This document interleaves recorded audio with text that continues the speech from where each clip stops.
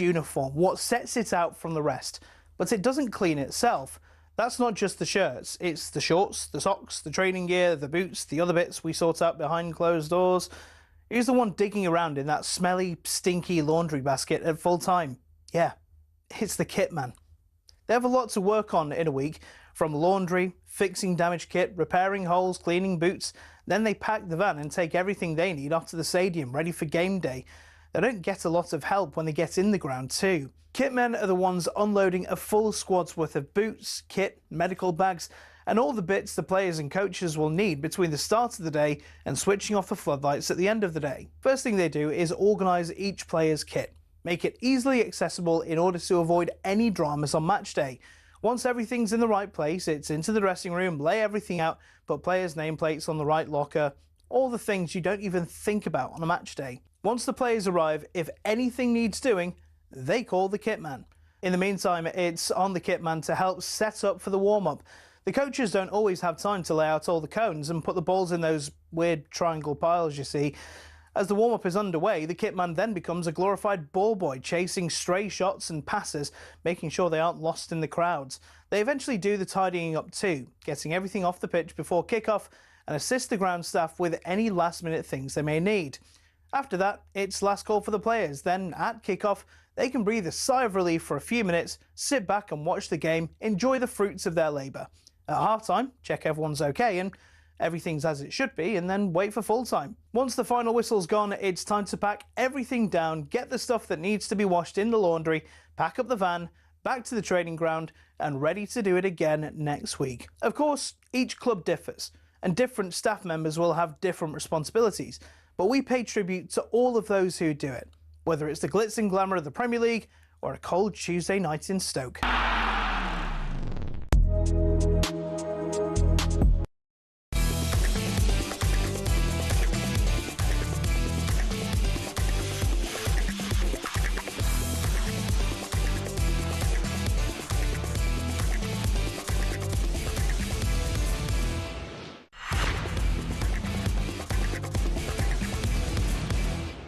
On DAB Digital Radio and 1089 and 1053 AM.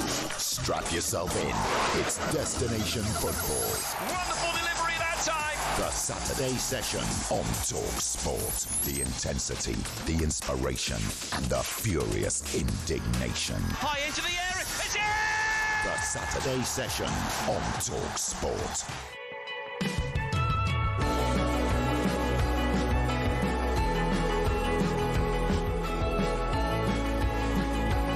A very good afternoon. You are listening to the Saturday session on talkSPORT. It's Sam Ellard and the former Sunderland and England defender Micky Gray with you until 4. First weekend, isn't it? Post the World Cup. So much happening in the world of sport. Live boxing returns to the talkSPORT network this evening. Anthony Joshua faces Christian Pranger in a warm-up for that huge Tyson Fury clash. The World Match Play semi-finals are tonight. Luke Littler, the defending champion, the favourite, in action. Friday in Budapest was a Ferrari affair with Charles Leclerc quickest in the opening session. Lewis Hamilton, an 8-time winner on this track, topping the second hour, qualifying at 3 o'clock this afternoon. We've got the latest from the 100 and, of course, the Commonwealth Games too. A good opening night last night. We'll keep you across everything happening this afternoon with our top team, plus all the latest from the world of transfers. There's plenty going on at Man United and Man City, so it's a very, very good job. talkSPORT's Manchester correspondent is alongside me in the studio. It is the Saturday session and we are live on talkSPORT. Micky Gray, good afternoon. How are you, mate? Sam, you all good? Very good. I'm good, mate. You? Good to see you. Good to see you. It was nearly, near enough this time last week, wasn't it, that I was in this chair, you were commentating on England-France and that. Yeah. I mean, what did we call it? We called it the bronze medal final or something like that, wasn't it? The non-entity game. The non-entity game, which, to be fair, ended up turning out to be It was a cracker. A really good game of football. It was brilliant. Where you had to work really hard to try and describe all those goals that were happening over 90 minutes, right? I kept us busy. My goodness, it was brilliant. I mean, obviously it wasn't the game that we wanted to be involved in. We wanted to be in the final. I think we all still hope that we were in that final. But I think overall, you know, players coming in who'd been waiting for the opportunity maybe proved to Thomas Tuchel that they were good enough to play more minutes in the World Cup itself.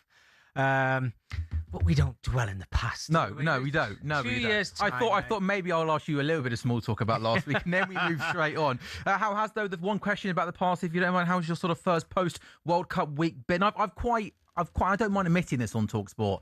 I've quite enjoyed not watching a game of football for the last week. Have you had a break from it? And I think next week as well, I'll enjoy not watching a game of football. But then come the week after that, I will be looking at when the first games of the EFL season are. Arsenal, Coventry, the first game of the Premier League. 2-week break from football. Forget about that World Cup nonsense that happened where we didn't get the result we wanted. Yeah, the proper football. And then we go straight back into the football, right? And then cricket. You got cricket? Yeah, cricket's keeping me busy. I've been covering some of the England-India white ball stuff. We've got the 100 going on now, which upsets lots of people in the world of cricket because obviously, kids are now on summer holidays, but international cricket stops for the next month because the 100 takes centre stage. Yeah, we've got that going on at the moment. But yeah, lots of live sport. Got the boxing this evening, don't we, Anthony Joshua in action at the Commonwealth Games.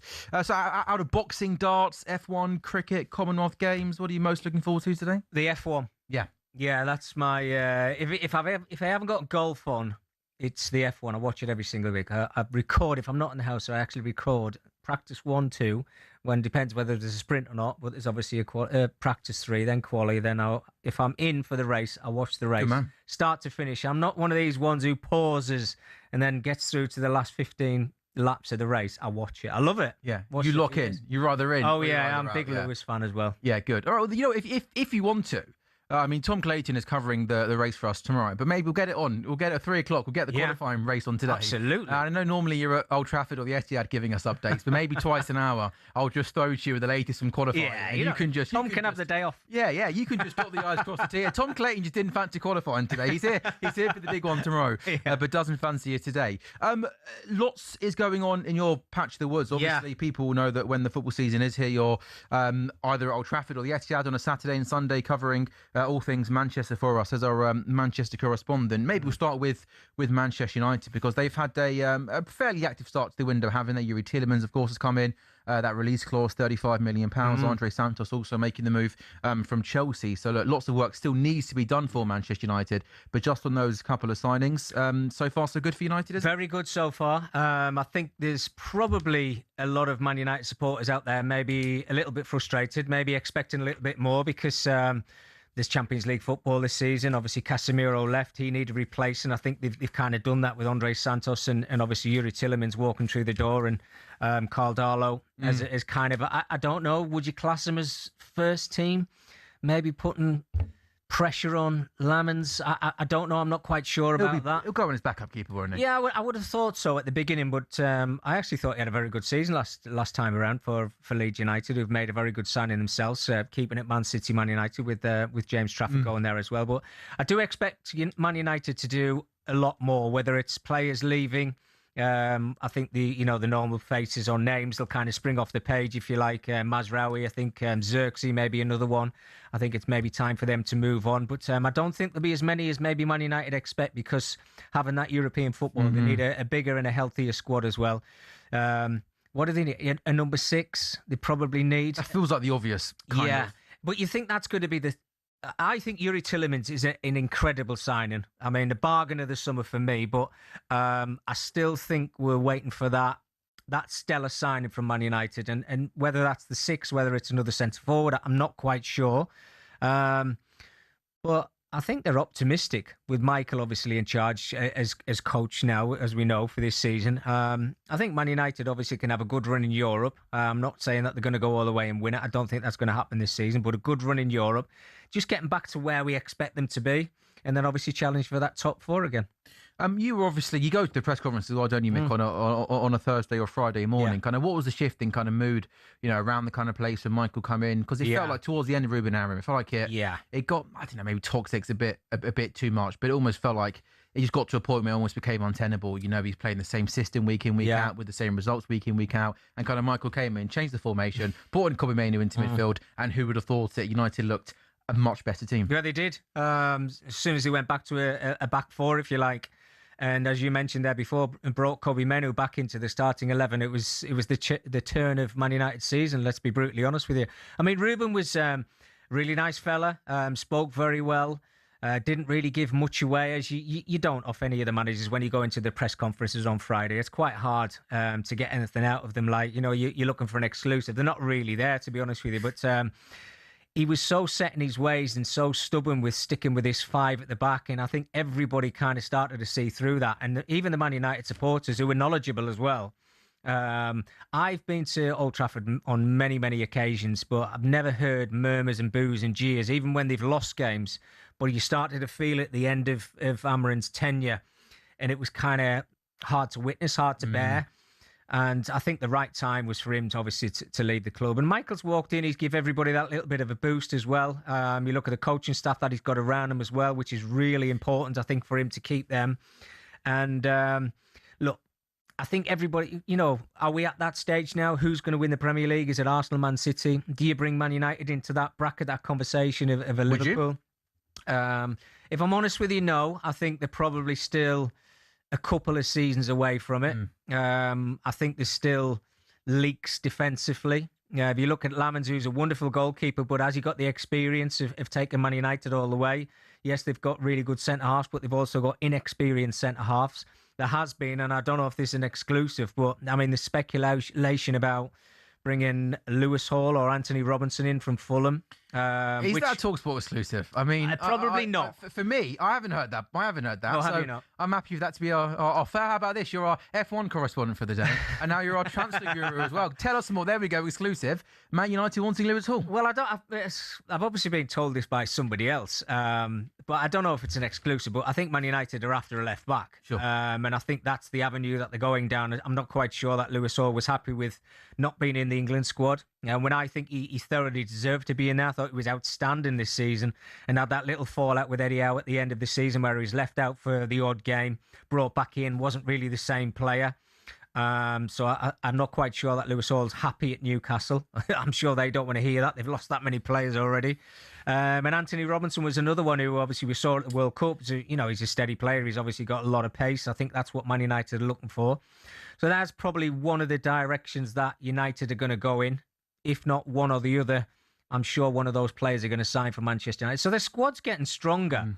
I think the big question mark, what I worry about, is where the goals are going to come from. If it's not Cunha, if it's... Because I don't see them come from Sesko again. I really don't. I think he's such a willing striker, and he'll work ever so hard, and he will get goals at times. But he's like one of those players who seems like he'll get 6 in a row, and then he can go 6 or 7 games without. A bit patchy. Yeah, he's kind of like that. But do you think, because he was obviously young last season and he was quite raw, do you think that United should give him a little bit more time just to see? Oh, absolutely. With a year under his belt, but then, Mick, if we're asking the question, are United going to try and beat title challenges next season? Maybe they then need to be ruthless in the window and say no. I think he needs support next season. I think Michael, when he's asked the question, and say, "Do you think he can win the Premier League?" and I'm sure he will get asked that question before the season starts, he has to say yes. It's Man United what we're talking about now, but I think if you look at certain positions. I think there's a little flaw in them. Right back, Dalot, he's steady Eddie. What's happening with Mazraoui, I really don't know. But I have to be completely honest about that. But Sesko's the one for me. I think if you're going to come close to winning the title, I think you need that striker that's going to get the 15, 20 goals, maybe even more than that. And I think you just asked me, is he ready? I'm not quite sure he's ready for that. But do you see him possibly being a striker that can be ready in maybe a year or two? Yeah, are the attributes there to be a He's top got all of the attributes there, and I think he's going to improve. Even Ruben Amorim, beg your pardon, he was turning around to us and saying, look, he went, you should see him in training. He wants to stay behind. He wants to improve his finishing. He wants to improve his hold-up play. He wants to improve, flick-ons, whatever else. His whole game he wants to improve, and I think when you see him around the training ground, he's got this desire about him, as if I want to be the best striker in the world. I'm not saying he's going to be. So yeah, I've got no worries about him at all. Just the thing for me is, I think from what I've seen from Benjamin Sesko so far is he's better off the bench, if that makes sense. I think when he sees what he's coming up against and what he's going to be playing against for the final half an hour of a game, he seemed to get a lot of his goals from that position coming off the bench. Whereas when he starts, he looked a little bit lost at times. Pre-season's going to help him. Obviously, his new teammates coming through the door as well. He's got to get used to playing with them. But I think one of the key factors as well, and I think I've seen something in the paper today or yesterday, was I think Bruno Fernandes. There's talk about him maybe signing a new deal, yeah. Which is great news. I mean, he was incredible for Manchester United last season. A one-man band at times. You know, some of the times when he was, you know, his assists, some of his goals. Player of the Year, I think it was well. I think that Bruno got that as well. So yeah, I think he's key as well. But you can see that they're building and building Man United. It just depends what funds are available for them. Well, also I was then going to mention the funds. We've seen a slightly different kind of approach from Man United, haven't we, in this transfer window? And two good examples of that, where they were linked with Mateus Fernandes, they were linked with Sandro Tonali. Both those players ended up going to Tottenham Hotspur for a combined package of maybe around 170, 180 million pounds ballpark. Man United weren't interested in spending big on those two players. Carlos Balaba's been another player they've been linked with for a long, long period of time. I'm sure Man United would like Carlos Baleba, but again, I think the fee could be around the 100 million pounds. They've been put off by that. We've seen them spend 35 million pounds on Yuri Tielemans. The Andre Santos fee was around 50 million pounds. So maybe in years gone by, Mick, United might have gone, Mateus Fernandes, how much? But we'll add another 10 million pounds on that. Feels like they're learning from being burnt in the past. Yeah, absolutely. Are you a fan of how they're approaching that window? I am, I have to say. I think there's a way of approaching players, and you know, there's always that conversation of club to agent, agent to player. Are you interested? Are you interested? Would he come to Manchester United?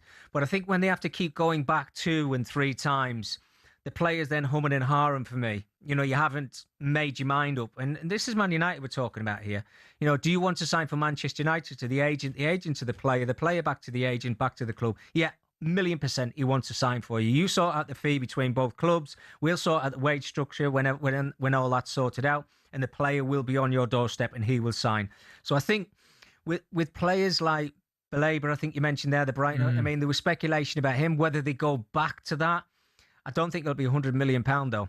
You know, I think you're probably talking 60, 70 million. I think his form, I think, dipped last season. Yeah, it did, and I think his head was obviously turned. He thought the Man United move was going to work for him. There's been other players that we could maybe bring in this conversation who, you know, we thought were going to Manchester United. 2 you just mentioned there have obviously ended up going to Tottenham.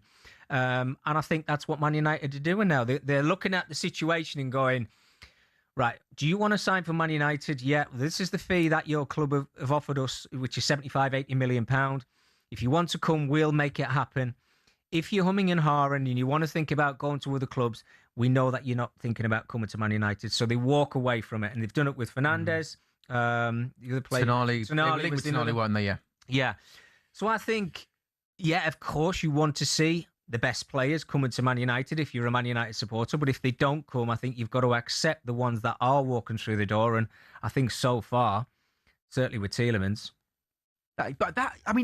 I didn't even know he had that release clause in his contract. No, so when I saw Man United signed Yuri Tielemans, I thought, okay, that's a pretty good signing.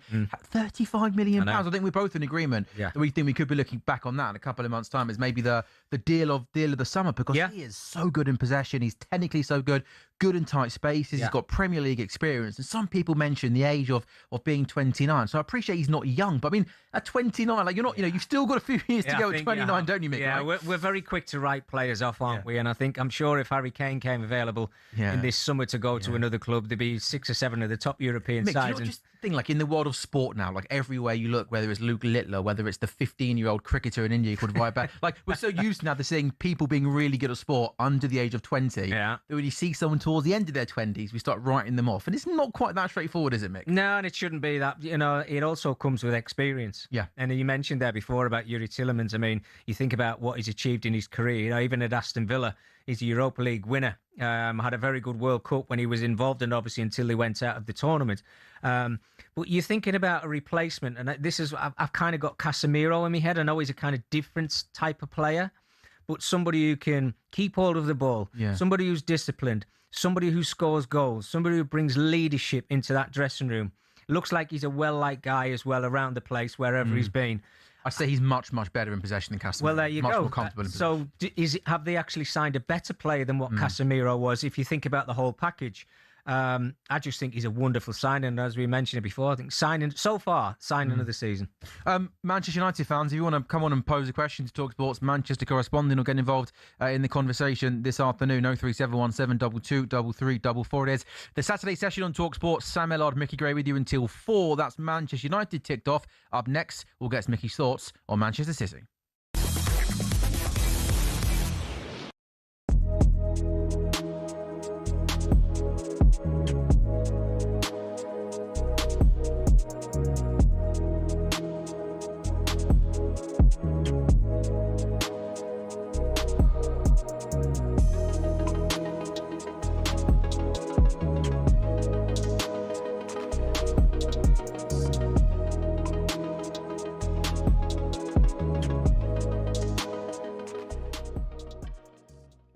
Jack Grealish. Yep. Also going to be back at Man City. Yep. Next season. It'd be interesting to see what happens with Jack if he's given a chance by Maresca, because he would have been part of that Man City squad that Maresca was at.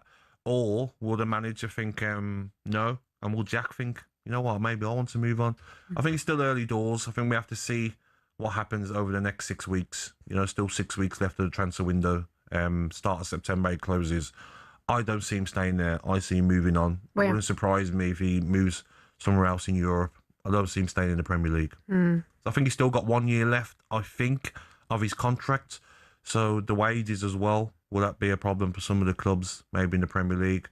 But don't rule out maybe back to Everton. David Moyes loved him. Yeah, he did well there. Yeah, he done very well there. He did well there. Okay, interesting. And then, of course, Rodri, reportedly waiting for Real Madrid president Florentino Perez to sanction his return to Spain. And then there's growing support for the move in the capital after he skippered them to the World Cup.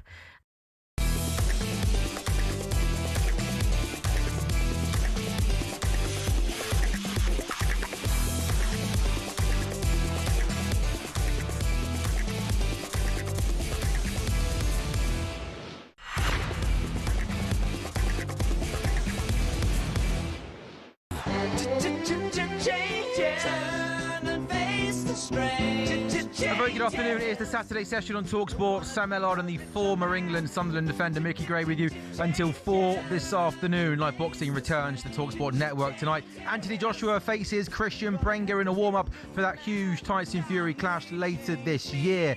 This evening, 7 p.m. on talkSPORT, the talkSPORT boxing YouTube channel, and on your smart TV. We'll look ahead to that in a short while's time. Also this evening on talkSPORT, 2 of the World Match Play semi-finals are tonight. The world #1 defending champion Luke Littler is the favourite. He's also in action as well. We got the qualifying from Budapest at 3 o'clock this afternoon. Micky Gray will keep us across all of that throughout the course of the afternoon, and we'll check in with our team in the Commonwealth Games very shortly as well. It was a decent start last night for England and Scotland at the Commonwealth Games. Hopefully more medals throughout the course of the afternoon and evening. Mick, you are talkSPORT's Manchester correspondent. We've dotted the I's and crossed the T's in all things Manchester United. Yeah. On Manchester City, we mentioned press conferences, didn't we, at the top, and how some are harder than others. Pep Guardiola's press conferences were, for me, sat on my sofa, quite entertaining to watch. I'm sure for you, being sat in them, trying to get something out of the manager, maybe not as fun, because he would just, if you asked him a yes or no question, he would just answer it yes or no. Yeah. And somebody you go through on a Friday or the press conferences on YouTube, 25-minute one there, a 28-minute one there, maybe even a 33-minute one there. Pep's were very rarely more than 7 minutes. He was like, how can I get in and out in the shortest space of time possible? I think there was a one near the end of the season, actually, where it got timed, and I think it was, you're right, less than 7 minutes, I think it takes was. some doing, doesn't it? And then he came in the one after, because I think they had a Champions League game after that, and it was kind of 21, 22 minutes, and he apologised for leaving after 7 minutes or something. So, yeah, tongue-in-cheek, he was quite funny at times and a really good listen. But if he wanted to hold things back, he held it back. Yeah, sure. It was even simple ones, like when you asked about players' availability and injury. Yeah. You always you wouldn't answer that, and you're a bit like, what are we doing here? If you can't, we saw X go off last week holding his left hamstring. Yeah. How is his left hamstring? It's not the most outrageous question to ask a manager. Yeah. Is it? Well, the way that they work, I think that's how they seem to start. Is who's fit for the weekend's games. Well, the nice easy one to start off with. Pretty much, yeah. And it kind of gets him in a half a decent mood. But I think I might be making this number up. I'm sure somebody at the end of his tenure at Manchester City, they'd added up all of the press conferences that he'd done. Was it 1,000? I'm sure it was 1,000. I think it was, or it just tipped 1,000. Or maybe I've got that wrong. Maybe it's 10,000. I don't know off the top of my head. I can't think of the number. Well, how many seasons did he do? Well, he was there 10 years. So 10 seasons. If you've got 38 league games, that's 380 press conferences. Yeah. Must be it. Plus the Champions League ones. It's got to be 10,000. Oh, no, but to be fair, post-match and stuff. Yeah. I reckon it's around 1,000. I don't think we get to 10,000 press conferences. No, it's not 10,000, is it? Yeah, so it's probably 1,000 it was, but I think he topped the 1,000. So you can imagine sometimes, after every single game, so City are obviously playing Saturdays and Wednesdays. Sure.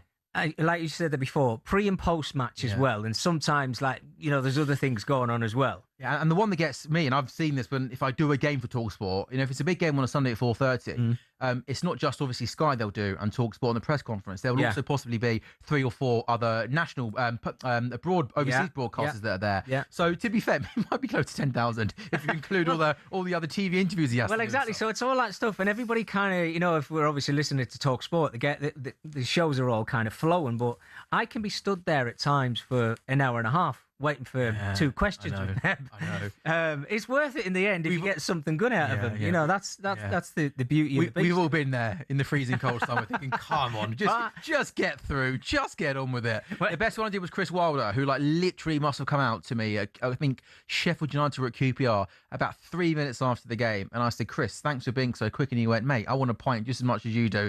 Let's get this interview done. Let's get out of here. If every manager's as good as Chris Wilder, we'd have the easiest jobs in the world. Well, the one that we wanted was Pep, obviously, at the final day of the season when he was leaving, after he'd mentioned he was leaving. So I did stand in the tunnel, and I was there for about an hour and 40 to 2 hours. And the people who look after him, look, I understand. He must have done hundreds, yeah. And they came over to me at the end, and I had everything set up, and I was ready to go. We were going live with it as well, whenever it happened. Anyway, they came across, the press officer came across, he said, well, Pep's done enough today, he's not doing any more. Okay. So then basically, told me that an hour and 45 I've got to minutes collect all my kit, put it in a bag, get in my car, then drive home. I was thinking, oh my God, I was cursing him, but there you go. Yeah, oh, shame. Mick, Rodri's been kind of dominating the transfer landscape over the last couple of days. There's a year left on his deal at Man City. There's interest from Real Madrid. How do you see this panning out over the next couple of weeks, mate? Well, I think the crazy thing is that they've let Rodri go down to his final year. I think that's, I have to start with that. What I would say before I get on to where I think he's going to end up, he's got to go down as one of the midfield greats of the Premier League. And I mean, we're talking about the highest echelons here of Euro. Does he get an all-time Premier League 11? He wouldn't be far away from There's an argument to be had. He's the best number 6. I think he's sensational. History, right? I really do. I mean, whether people watch him week in, week out, but you think about the injuries he's had and how long it's taken to get back, and then what we witnessed in the World Cup. He is head and shoulders better than any midfield player around at the moment. Vitinho, maybe at Paris Saint-Germain, might have a little argument about that. But I think when you're looking about the top midfielder in the world of his position, he is the best by a mile. So getting on to, do I think he'll stay at Man City? Well, he's having this back operation now. And I think Maresca was asked yesterday about, do you think Rodri will stay at the club? And he said, I don't worry about speculation from other clubs. This speculation's been going on for a little bit too long. It probably started when he picked up that injury against Arsenal, worked his way back, started playing obviously towards the end of the season. I think, unfortunately, sorry to say this to Man City fans, they probably already know anyway, but I think he's going to be a Real Madrid player. I think he's got his mind set on being a Real Madrid player because I think it's his dream move. He's got himself back to full fitness. Jose Mourinho looks like he's gone left, right, forward, backwards, signing players. And I think Rodri's probably the missing piece of the jigsaw, and I think if they get him, then Real Madrid are going to be some force next season because whoever Man City replace Rodri with, I know Elliot Anderson's came into the club, and I'm sure there might be 1 or 2 others that are going to come into the club as well. They ain't touching the levels that Rodri's at. He is the best midfield player in the world. You mentioned that Enzo Maresca spoke, didn't he, yesterday to the media for the first time as the new Manchester City manager. Lots of his quotes are on the back pages, but I think this is back in the mirror. This won't end in years. Maresca says City will not wilt without Pep like United did when Alex Ferguson retired. That's kind of been the angle that a lot of the back pages have obviously gone with Pep leaving and Enzo Maresca coming in. How do you think Enzo's going to do at City next season? I think he'll do okay. They're obviously still going to be out there as one of the favourites to win the Premier League. Domestically, we know how well they've done under Pep Guardiola. He takes those competitions very seriously. Champions League, they can go far in that. You need that little bit of good fortune along the way. I think the difference from, if you want to do a comparison with when Sir Alex Ferguson left Manchester United when David Moyes walked through the door, David Moyes was walking into something fresh and brand new and a huge club in Manchester United. And let's be brutally honest with you, Sir Alex Ferguson did not leave David Moyes a very good team. It was like an ageing team, wasn't it? That felt like was coming right towards the end. I mean, they won the Premier League, don't get me wrong, but I think you looked at Man United and think, you need a lot of changes in the summer. And that was obviously left down to David. He didn't get too much time there, and obviously he's gone on to other clubs and been really successful, certainly with Everton at the moment. And I think with the West Ham thing, you've got to bring that up because that was an incredible achievement from David Moyes. But the difference is Maresca's worked at the club. He's won the treble at Man City, let's not forget. So he knows, he doesn't know all the players, but he knows a lot of those players. And I think the important thing as well, and people from the outside might not know how important this is, he knows the staff around the place. Sure. He knows the club. I know people, even on this station, they like hum and ha about that. But it's a big thing. Walking in somewhere where you feel as if, you know the surroundings, which he can settle into very, very quickly, rather than somebody from the outside coming in and everything's fresh and new. So I think on that side of things, I've not got an issue. It's just, what style is he? You don't really need to change anything at Man City. That's it. You walk through the door and go to the players, right, just go and play the way Pep was playing. But I think everybody's going to expect maybe a little bit of difference, which there will be, whether it's inverted fullbacks or not. I think Maresca will come with his own style. And I think there's certain individuals there that Pep obviously loved. Maresca might not like them. He might want to try and get 2, 3, maybe 4 or 5 out of the door. But he'll want to try and bring and stamp his authority on that squad, if you like. But you just look at the talent that's around there. I mean, I was going to say, he's walking into teams, got Haaland, Foden, Cherky, Anderson, O'Reilly, Donnarumma. I think he's going to do okay, isn't he? Yeah, he'll do all right. And I think, in front of camera as well, he speaks well. He's been successful. Let's not forget, albeit the end of his tenure at Chelsea wasn't very nice, but the club world champions.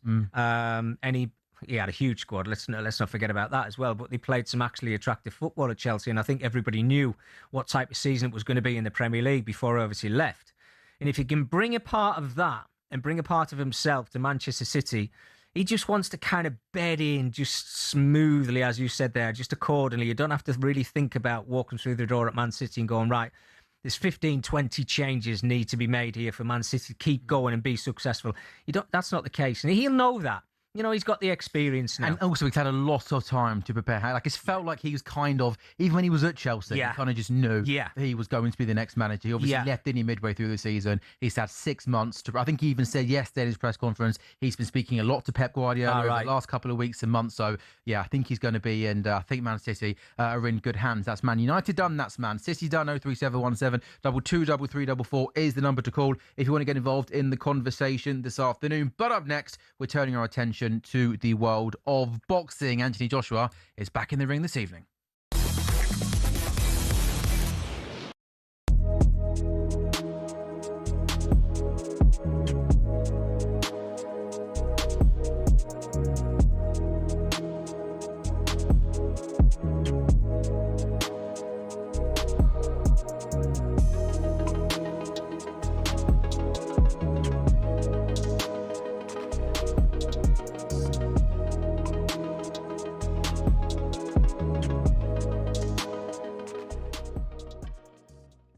If it is true, that is the one for Tottenham, the one that got away. If you think about what Abramovich did to Chelsea, did to Premier League football, did to world football, he was a benefactor. He turned you into a big monster. Yeah, he turned us into a monster. Yeah, he did, because you wasn't a big club before him.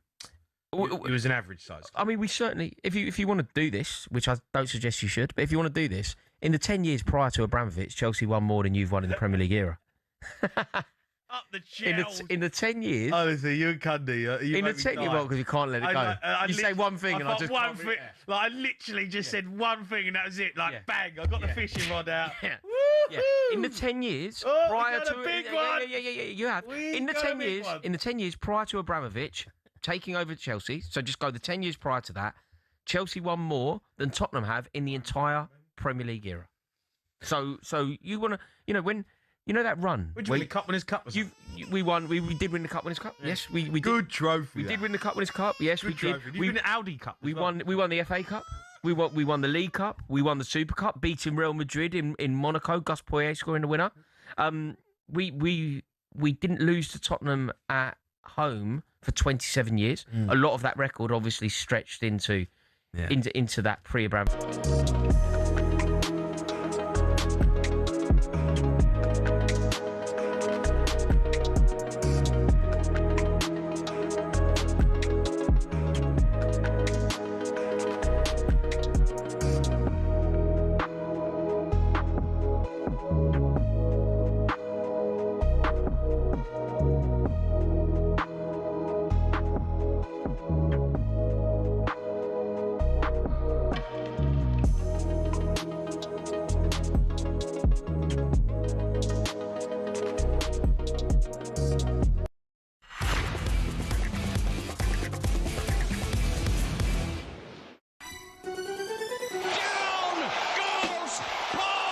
British heavyweight boxer Anthony Joshua was involved in a car accident. I was walking with giants, man, that kept me protected, kept me shielded, and I know I'm going to do what's right for them. Serious. It is lights out! Wow! Anthony Joshua! They told me, if you beat Prenga, we'll give you Tyson Fury. I said, please, give me that contract. He's got destructive power, so as soon as that shot lands, it's over. He looks in the shape of his life. He's been training at Usyk's camp. Anthony Joshua!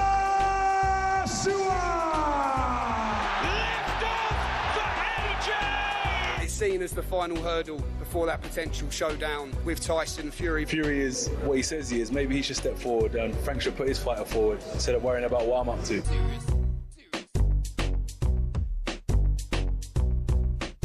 A very good afternoon. You are listening to the Saturday session. We are live on talkSPORT. It is Sam Ellard and Micky Gray with you until 4 o'clock this afternoon. Now, live boxing returns to the talkSPORT network tonight as Anthony Joshua faces Christian Prenga in a warm-up for that huge Tyson Fury clash later this year. This will be Joshua's first fight since he was involved in a car crash in Nigeria that claimed the lives of two close friends. Now, the Fury-Joshua fight has been, a decade in the making. Contracts have been signed. The blockbuster bout expected, hopefully, to take place later this year. Now, Fury fought last night. Fury won last night. So now it's over to AJ. Anthony Joshua, Christian Prenga this evening, 7 p.m. on talkSPORT, the talkSPORT Boxing YouTube channel, and on your smart TVs. I'm delighted to say that Adam Cattrall, talkSPORT boxing commentator, joins us live on the Saturday session this afternoon, looking cool as ever. The shades are on. He looks fresh. Catman, how are you, my friend? Look at him. Sam, I am beautiful. I'm doing this purely for Micky Gray because I know that this is right up his street, mate. 40-degree heat, shades on. The only thing I've got to keep my top on because I haven't got the body beautiful that is Micky Gray. But you know what I mean? This is a bit of you, son. Mate, you're looking great. You're looking absolutely wonderful. And what a gig tonight, Catman. It's going to be some fight, eh? Mate, yeah, well, when you refer to the actual fight, I think on paper a lot of people look at this as a straightforward task for Anthony Joshua. But as you guys have just alluded to in the build-up to talking to me out here, there's been a lot that's happened to him over the last 9 months. And I think tonight isn't necessarily about physical. It's not necessarily about the opponent that he's facing. It's all about himself. It's about going through the process of this fight week. It's about going through the process of today without his two best pals, making sure that he can come through that with a few checks taken off. And then hopefully the big story is going to be the nose-to-nose at the end of tonight's fight, which I'm sure will go viral. And fingers crossed, then we're all pointing towards the fight that we've all been talking about for the last part of 10 years. Adam, what has the mood been like over there over the last couple of days? You obviously mentioned the tragic loss that Anthony suffered over, what was it, a couple of months ago now. When you've kind of been watching him training, been involved in or watched his kind of media interviews, does he, look like a man that, is mentally in the right place to step back in the ring this evening? I was speaking to Spencer Oliver about this because he sat down with him and had a long conversation. And him and Spencer and AJ have been friends for a long period of time since the days of AJ being at Finchley. And the vibe that AJ is giving off, not just this week, but in the build-up to this particular fight, is that all the barriers, all the blocks that he maybe gives in interviews, because he's been accused in the past of being very media trained. He gives cliched answers. He's brilliant. Don't get me wrong. He's absolutely brilliant, but he's answered are very cliched. It's sometimes very like a politician. He doesn't really answer the question. He answers the question that he wants to answer. But this week and the build up to this, it feels like the real AJ is coming out. Like a little bit of a weight's been lifted off his shoulders. Like he's obviously, with what's happened to him, he's kind of appreciated that there's bigger things in the world than boxing. He's doing this because he loves it. He wants to be here. He wants the competition. So therefore, I think you're getting to see a little bit more of the real AJ. And I think, just from reading a few things online, I think fans have really gravitated towards that. People really appreciate authenticity. And I think AJ is being really authentic in the build-up to this. I think he's being really honest with his answers of the level of opponent that he's facing, obviously, tonight in Christian Prenga. And when he's asked questions about other things, I think he's being really honest and open. And I think people are really gravitating towards him. And I think there's a lot of fans who maybe have criticised AJ in the past that are really rooting for him tonight because they can appreciate the traumas that he's been through. Catman, I think one of the things obviously we'll be looking for is the mental side of AJ tonight, and let's hope that everything's okay with him. But we're in this room now and we're talking now. Let's, for instance, give AJ the W. I think we all expect him to get that this evening. And this fight does happen with Tyson Fury. Now, I believe me and you were probably speaking about this 10 years ago when we were doing our show on a Friday night. Good show. Are we getting an elite AJ, an elite Tyson Fury, or is this got the murmurs of a Pacquiao Mayweather? Yeah, that's exactly what it is, Mickey. It's past its sell-by date. There's no doubt about that. I mean, there was a perfect time to make this fight when both of these boys were world champions. We could have brought them together for a big unification on British soil. That would have been absolutely outstanding. But what you are getting is an even contest. I think they're both at a very similar stage of career and life right now. People maybe once upon a time would have thought that Tyson Fury will walk away with this fight. Maybe those conversations aren't so obvious now. Most people that I speak to out here, some are picking AJ, some are picking Fury, some have it really, really close together. So yeah, I agree with you. It isn't the elite versions of both of these guys, but I think it's a very fair version of both of these guys. I think they're at a very similar stage of career and life. Adam, Jim White is off this week, a well-deserved week off after a tough stint over in America, working hard during the World Cup. Yeah, he rushed himself into the office. Tough stint? Are you taking it? Hey, grafting hard, Come on, he's been on a jolly. He has to. Mate, he's been on a jolly watching football for 5 weeks. Adam, 3 hours every day of Simon Jordan. You've been alongside Simon Jordan at some point in this summer. That's not an easy gig. Come on, man. I'll give you that. I'll give you that. Fair enough. Yeah, he deserves 5 weeks off just for that. Fair enough. He deserves 5 years off after that. But he was here in the building because Anthony Joshua, who genuinely, if no one's heard it, said some lovely, lovely, wonderful things. Not just about White and Jordan, but about talkSPORT's coverage as a whole. You and the team, Catman, you did do a brilliant job keeping people across everything that's happened. He got a gift from Anthony Joshua. He got a heavyweight belt, Mickey, with a talkSPORT logo on the side of it. And I thought, Adam, not just the gift, but the way that AJ spoke about, all of talkSPORT and the boxing coverage. Being a man that's obviously a key part of it, Catman, that must have been quite nice to hear, right? Mate, he's not daft. He's killed us with kindness, hasn't he? You know what I mean? You cynical man, Adam. No, not at all. Listen, like I said, in the build-up to this, I think there's a lot of authenticity about AJ. I think he has been very, very genuine in what he's doing. But let's be honest. You know what I mean? When people are kind to people, it's a good thing to see, of course, and you're going to respond with a bit of kindness, aren't you? You watch the narratives of some people that I work alongside, the way that they've been critical of that young man over the last few years. Let's just see how those narratives now change over the next 3 to 4 months as we build up towards this Tyson Fury fight. You know what I'm saying? There'll be a few people going, well, I thought this might happen, but now I've changed my mind. I think we're going down this route now. You know what I mean? And one of the things you need to do as well, you need to return the favour and give him a Blackburn Rovers shirt. But while we're talking about football, we've been very heavy on Man City and all this speculation about Rodri at the moment staying or going to the football club. I know, look, you are a Blackburn fan, but you do love Man City. Let's not forget about that. Would you be disappointed to see him leave the Premier League? Mate, come on. You said it. I was listening to you a moment or two ago, Mickey. He's one of the best I've ever seen. He's just sensational in that position.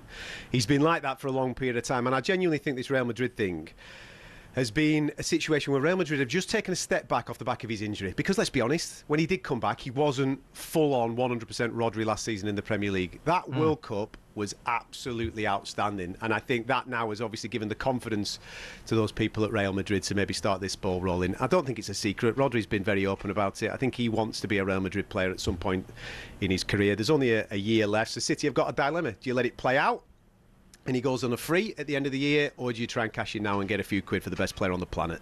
So at some stage over the next 12 months, I think he will be a Los Blanco. It'll be a sad day, not just for Man City fans, just for the Premier League, to have a player like that, a Ballon d'Or winner in the Premier League. I think he's absolutely sensational. But listen, I wish him well because he has put so many smiles on so many Manchester faces over the years, mate. I always feel bad for starting with boxing. We should have kicked off with football. I mean, you know you're boxing, Adam, but you're football as well. It's solid, isn't it? We should have led with football. But Adam, go on. I'm like you lads, mate. Sam, I'm just like you, mate. You do the cricket, all that. We're like Swiss Army knives here at talkSPORT, pal. We've got to do the bloody lot, son. We've got to do the lot. I say I'm a jack of all trades, master of none. That's me, Adam. I talk about a lot of things, but not particularly well. Just one more on the boxing this evening. Away from AJ, what else can boxing fans look forward to tonight, Adam? Well, we've got 2 world title fights. I think one of them's a bit of a knockover. One of them is a little bit of a test. So Josh Kelly's obviously just become the champion at super welterweight with the IBF. Tonight he takes on Kevin Ajarko. That's actually a competitive fight. Kevin was supposed to be in an eliminator. It fell through, and I'm glad that he's now getting a shot at the full world title. Josh is elite. He really is elite, and I would favour Josh to come through this. But if he's taking his foot off the gas after becoming champ, taking his eye off the ball a little bit because he's looking at unifications, he could come up stuck. Kevin Ajarko's a live dog in that. Hamza Shiraz taking on Simon Zickenberger. Listen, I think we're just going to get some sensational Hamza knockout explosion. I wouldn't anticipate that to go too long because, with all due respect, there's levels to this game. Hamza Shiraz is a mile ahead of this guy, and I think it would be a major upset if Hamza's not victorious. So we've got 2 nice little knocks there. There's a Scouser on the undercard as well in Micky Talon, who's doing incredibly well right now. But let's be honest, this is all eyes on AJ. Let's hope he comes through. Let's hope he's explosive. Yeah, of course. And the viral moment won't necessarily be the fight. The viral moment will hopefully be because Tyson Fury's taken a private jet from Thailand, landed in Jeddah. These two have gone nose to nose. People are calling each other sausages and potatoes and all this type of stuff, and we're all going crazy for it like it's a WWE WrestleMania. Let's go. Hot take, Adam, and we can look back on this maybe tomorrow. So Fury's there, AJ's there. They're in the ring together, nose to nose. What's like the most WWE thing that could happen this evening? Like maybe I'm thinking they're face to face, and then John Fury comes from behind, low blow to Anthony Joshua. Maybe that feels very WWE. What's like the steel chair? A steel chair to the back. Yeah. What's the stupidest thing that could happen this evening, which feels very, very WWE? Right, here you go. Here it is for you, gents. Right, I was lucky enough to be at the White House for the UFC a couple of weeks ago when Tyson Fury out of nowhere came out, and that felt a little bit WWE. Tonight, here we go. Right. We are in the land of Arabia, right? Yeah. So let's think Aladdin. Let's think magic carpets. Let's think Prince Nazim Ahmed vibes. That's what I'm thinking, right? Get him on a magic carpet. Get him flying into the ring, dropping down into the. Oh, mate, that's what we need. We need full on Tales of Prince Naz to get us vibed up, mate. That's what we need. It sounds silly, but it's going to be fun. And finally, Mick, we can get that fight, can't we? Who'd have thought of you and Adam 10 years speaking about? I know. 10 years down the line, we're finally going to get it. Well, yeah, it's crazy, isn't it? But I think we even said at the time this might be a decade in the making. And it has been. Yeah. But it'll be incredible. I mean, yes, it's not top of the bill because we know Usyk's the top man, and there's obviously some good younger ones coming through now. But what a fight! Yeah. And Adam, final one. I worked with Paul Smith on Inside Liverpool on talkSPORT's YouTube channel. Obviously part of the boxing team. How's he been behaving out there? Has he been good crack, good part of the team over the last couple of days, Paul Smith? Well, I'll tell you what, Smigs, you could tell he's a Scouser, right? Because he's out here and he's probably putting in about 3 or 4 different invoices because tonight he's only got a fighter fighting. He's wrapping the hands of Kevin Ajarko. Wow. He's jumping on the commentary and he's going to do the post-match podcast. I'll tell you something.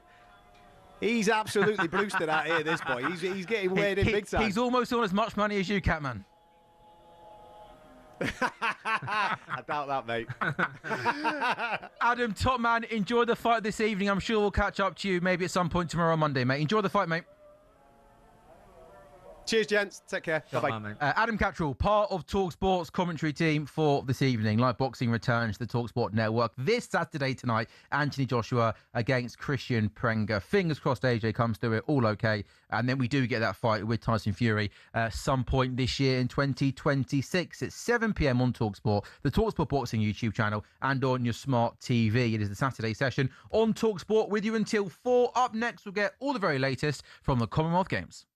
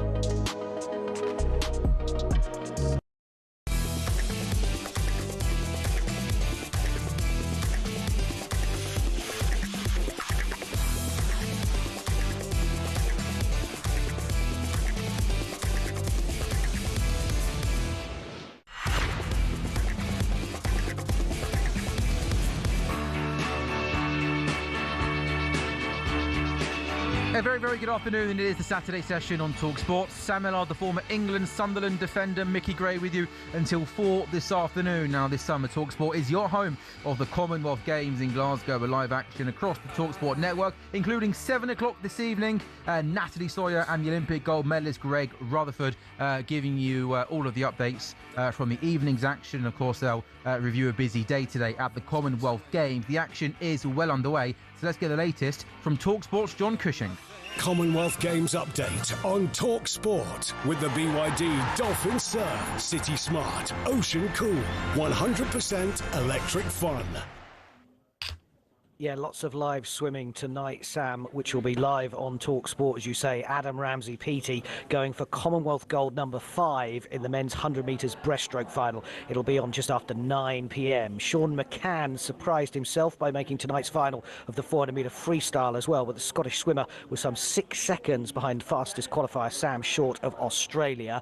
More swimming finals tonight. We've also got boxing going on. I've been catching up with Scotland's Nick Devlin, who won his first lightweight bout of these games. He lives 20 minutes from here at the SEC Centre on the banks of the Clyde. He's safely into the next round. And I've just seen England men's 3x3 basketball captain Jamal Anderson as well, who told me it would be a tough start. He didn't underplay that because they were 10-5 down against Jamaica, the defending champions, but they came back to win 22-16 in their opening match. John, yesterday evening, Scotland claimed 3 medals in a magnificent 45 minutes to kick off the Commonwealth Games in style. Duncan Scott defended his 200-metre individual medley gold. The para swimmer, Stephen Clegg, added silver in the 100-metre freestyle. Katie Shanahan. So this is lots of presenters are going to say this week, but when I think of Katie Shanahan, I think of talkSPORT's Katie Shanahan. She upgraded her 2022 Games bronze to silver in the 200-metre backstroke. Doing well. Faye Rogers with a gold in the 200-metre individual medley, and England's Mark Swan won the first gold medal of the Glasgow Commonwealth Games, victory by 2 decimal points in the lightweight powerlifting competition. From last night, John, what really caught your eye? Well, I think there's a few things there, Sam. You've summed it up brilliantly well. Do you want my job? You said you're a man of many talents. You can come and do the Commonwealth Games as well. I'm angling for it, John. I'm angling for it. Me and Micky wanted to do the OB from Glasgow this afternoon, you know? You'd be more than welcome. There is an LA Olympics coming up in 2 years, don't forget as well. That sounds good, doesn't it? That would be well worth it. Look, I woke up this morning here in Glasgow and I looked out the window and thought, I'm going to need a coat today, and I put my sun cream away. It was raining, but I tell you what, Scotland rained in the pool last night. That's the highlight for me, Sam. The home nation. I can't take a job, John, with puns like that, can I? Let's be honest. That was too smooth, mate. Too smooth. What I thought is really important for these games is that you have a host nation that does well, and we say that whether it's football, whether it's Olympics, and these Commonwealth Games as well. And if you are representing Team Scotland, where 170 athletes are, they're the 3rd biggest team here at these Commonwealth Games. They are incredibly proud to wear the saltire and hopefully stand on top of the podium and hear the flower of Scotland. And we heard it twice in the swimming pool last night at the Tollcross International Centre. And Duncan Scott, he's a very, very good swimmer, and he is one of Great Britain's greatest ever Olympians, as well as a Commonwealth Gold Games multi-medalist and champion. And what he wants is for his sport to be front and centre. He absolutely loves it. So we'll see him again in the next few days. But I thought that was a standout. I actually was at the gymnastics, Sam, last night, and for totally different reasons. It was actually an incredibly tense atmosphere. I have never been in an arena that is full of sports fans who were silent for 20 minutes, as unfortunately doctors had to work on Gabriel Langton and make sure that he was okay to get on a stretcher and then be taken to hospital. He is stable in hospital this morning. That's the latest that we heard from Team England. But that was, and then Team England had to come out and perform, and they got a silver medal, which they dedicated to him. So for different reasons, lots of different stories already within the first 24 hours. Yeah, and a story that I was reading about this morning. I mean, some sacrifices come with chasing dreams on the biggest stage, right? And the Scottish para-swimming brothers, James and Stephen Clegg, involved in this year's Commonwealth Games, they're missing their sister's wedding to compete at the Commonwealth Games, which, you know, I mean, It's commitment, isn't it, Mick? You know, you've been an elite sportsman yourself, but I'd love to have known how that conversation went down. The pressure of bringing a medal home for the sister. I think there's peer pressure with that, isn't it? Also, I'm not being funny, but the sister should have known, shouldn't she? Really, like, you know, the Commonwealth Games. That's bad timing. The Commonwealth Games have been in the diary for a long period of time. I mean, of all the time in the year to have got married, you've gone for the couple of weeks of when difficult to organise a wedding these days. Oh, I don't know. To be fair, Sam and Mickey, the Commonwealth Games was only sorted here in Glasgow 18 months ago. So that wedding, to be fair, could have been booked 2 years ago because Glasgow rescued the Games from Australia. She's got to change it. Victoria pulled out. That's not a bad excuse either, is it? I think it's bang out of order. I think it's selfish, John. John, I was just going to ask you, is it getting well supported? Yeah, I think that's a really good question, and everyone wants the answer to that. And what I would say, and I don't think you'd probably be surprised when I do say it, that it is. So we are based here at the SEC Centre this morning. I've seen the basketball, it's like the exhibition centre. It's like the XL, it's like the NEC in Birmingham. So it's massive exhibition halls. And so I went to see 3x3 basketball, where I saw England win. I went to the boxing, I saw Nick Devlin win for Scotland. And you can walk between them. And so there's loads of people, there's thousands of people buzzing around. And actually everyone that I have spoken to who is here, now you could say, well, they're here, they've bought tickets, so they're invested in it, but they are loving it. And what's really interesting is that the organisers are saying, look, a reminder, there are still tickets available later on in the week. There is lots more sport to come. For example, judo starts later in the week. We've got the athletics starting on Monday. There are still opportunities for people to come. So just because it's underway at the moment and you think, oh, well, I can't get here, actually you can. And generally, the atmosphere is really fun, really friendly. They call these the friendly games. It's a lot less pressured than the Olympics. But I tell you what, winning a Commonwealth gold means just as much to anybody who is competing. John, good stuff. We'll chat to you in about an hour's time, mate. Thank you. Look forward to it. Thank you. It's John Cushing who is keeping you across everything happening today at the Commonwealth Games. From 7 this evening, Natalie Sawyer will present live coverage of the 2026 Commonwealth Games in Glasgow. And then immediately after that, from 10 o'clock, it is Fight Night Live here on talkSPORT on the radio. But of course, if you want the full night of boxing action, go to the talkSPORT Boxing YouTube channel. It is the Saturday session on talkSPORT. Still in your calls on Manchester United, Manchester City, talkSPORT's Manchester correspondent Micky Gray with us throughout the course of the afternoon. But coming up next, we're talking friendlies. Plenty going on today. So if you are going to a friendly, especially if you're maybe following your team overseas, we'd love to hear from you. You can give us a call on 03717 22 3344 and we'll hear from you very soon on the Saturday session, and we are live on talkSPORT.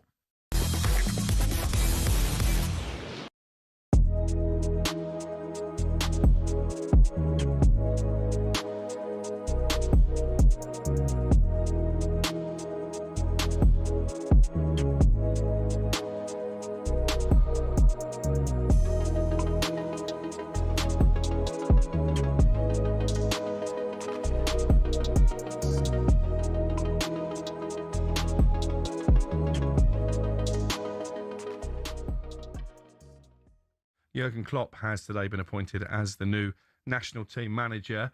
As a Liverpool fan, would you spend the money on Diamonde as a sort of up-and-coming prospect, or would you go for Barcola as the ready-made replacement for Mo Salah? I'm not sure on Barcola.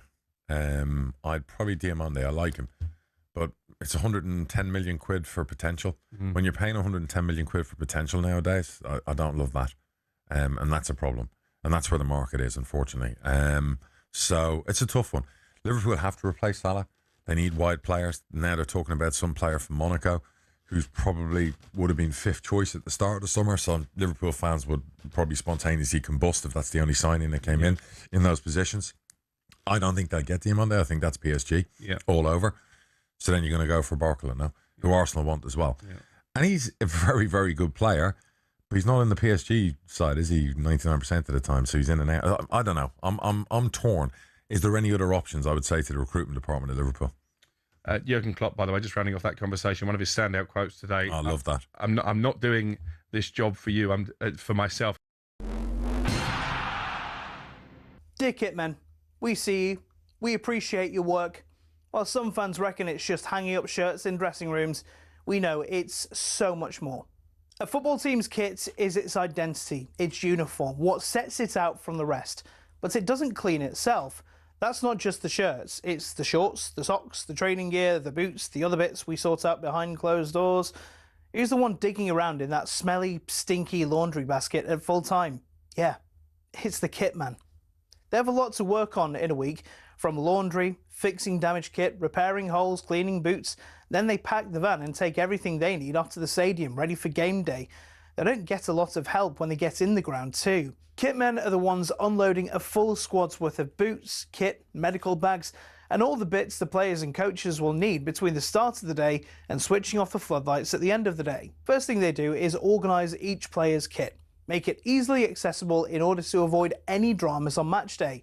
Once everything's in the right place, it's into the dressing room, lay everything out, put players' nameplates on the right locker, all the things you don't even think about on a match day. Once the players arrive, if anything needs doing, they call the kit man. In the meantime, it's on the kit man to help set up for the warm-up. The coaches don't always have time to lay out all the cones and put the balls in those weird triangle piles you see. As the warm-up is underway, the kit man then becomes a glorified ball boy, chasing stray shots and passes, making sure they aren't lost in the crowds. They eventually do the tidying up too, getting everything off the pitch before kick-off and assist the ground staff with any last-minute things they may need. After that, it's last call for the players. Then, at kick-off, they can breathe a sigh of relief for a few minutes, sit back and watch the game, enjoy the fruits of their labour. At half-time, check everyone's okay and everything's as it should be, and then wait for full-time. Once the final whistle's gone, it's time to pack everything down, get the stuff that needs to be washed in the laundry, pack up the van, back to the training ground, and ready to do it again next week. Of course, each club differs, and different staff members will have different responsibilities, but we pay tribute to all of those who do it, whether it's the glitz and glamour of the Premier League or a cold Tuesday night in Stoke.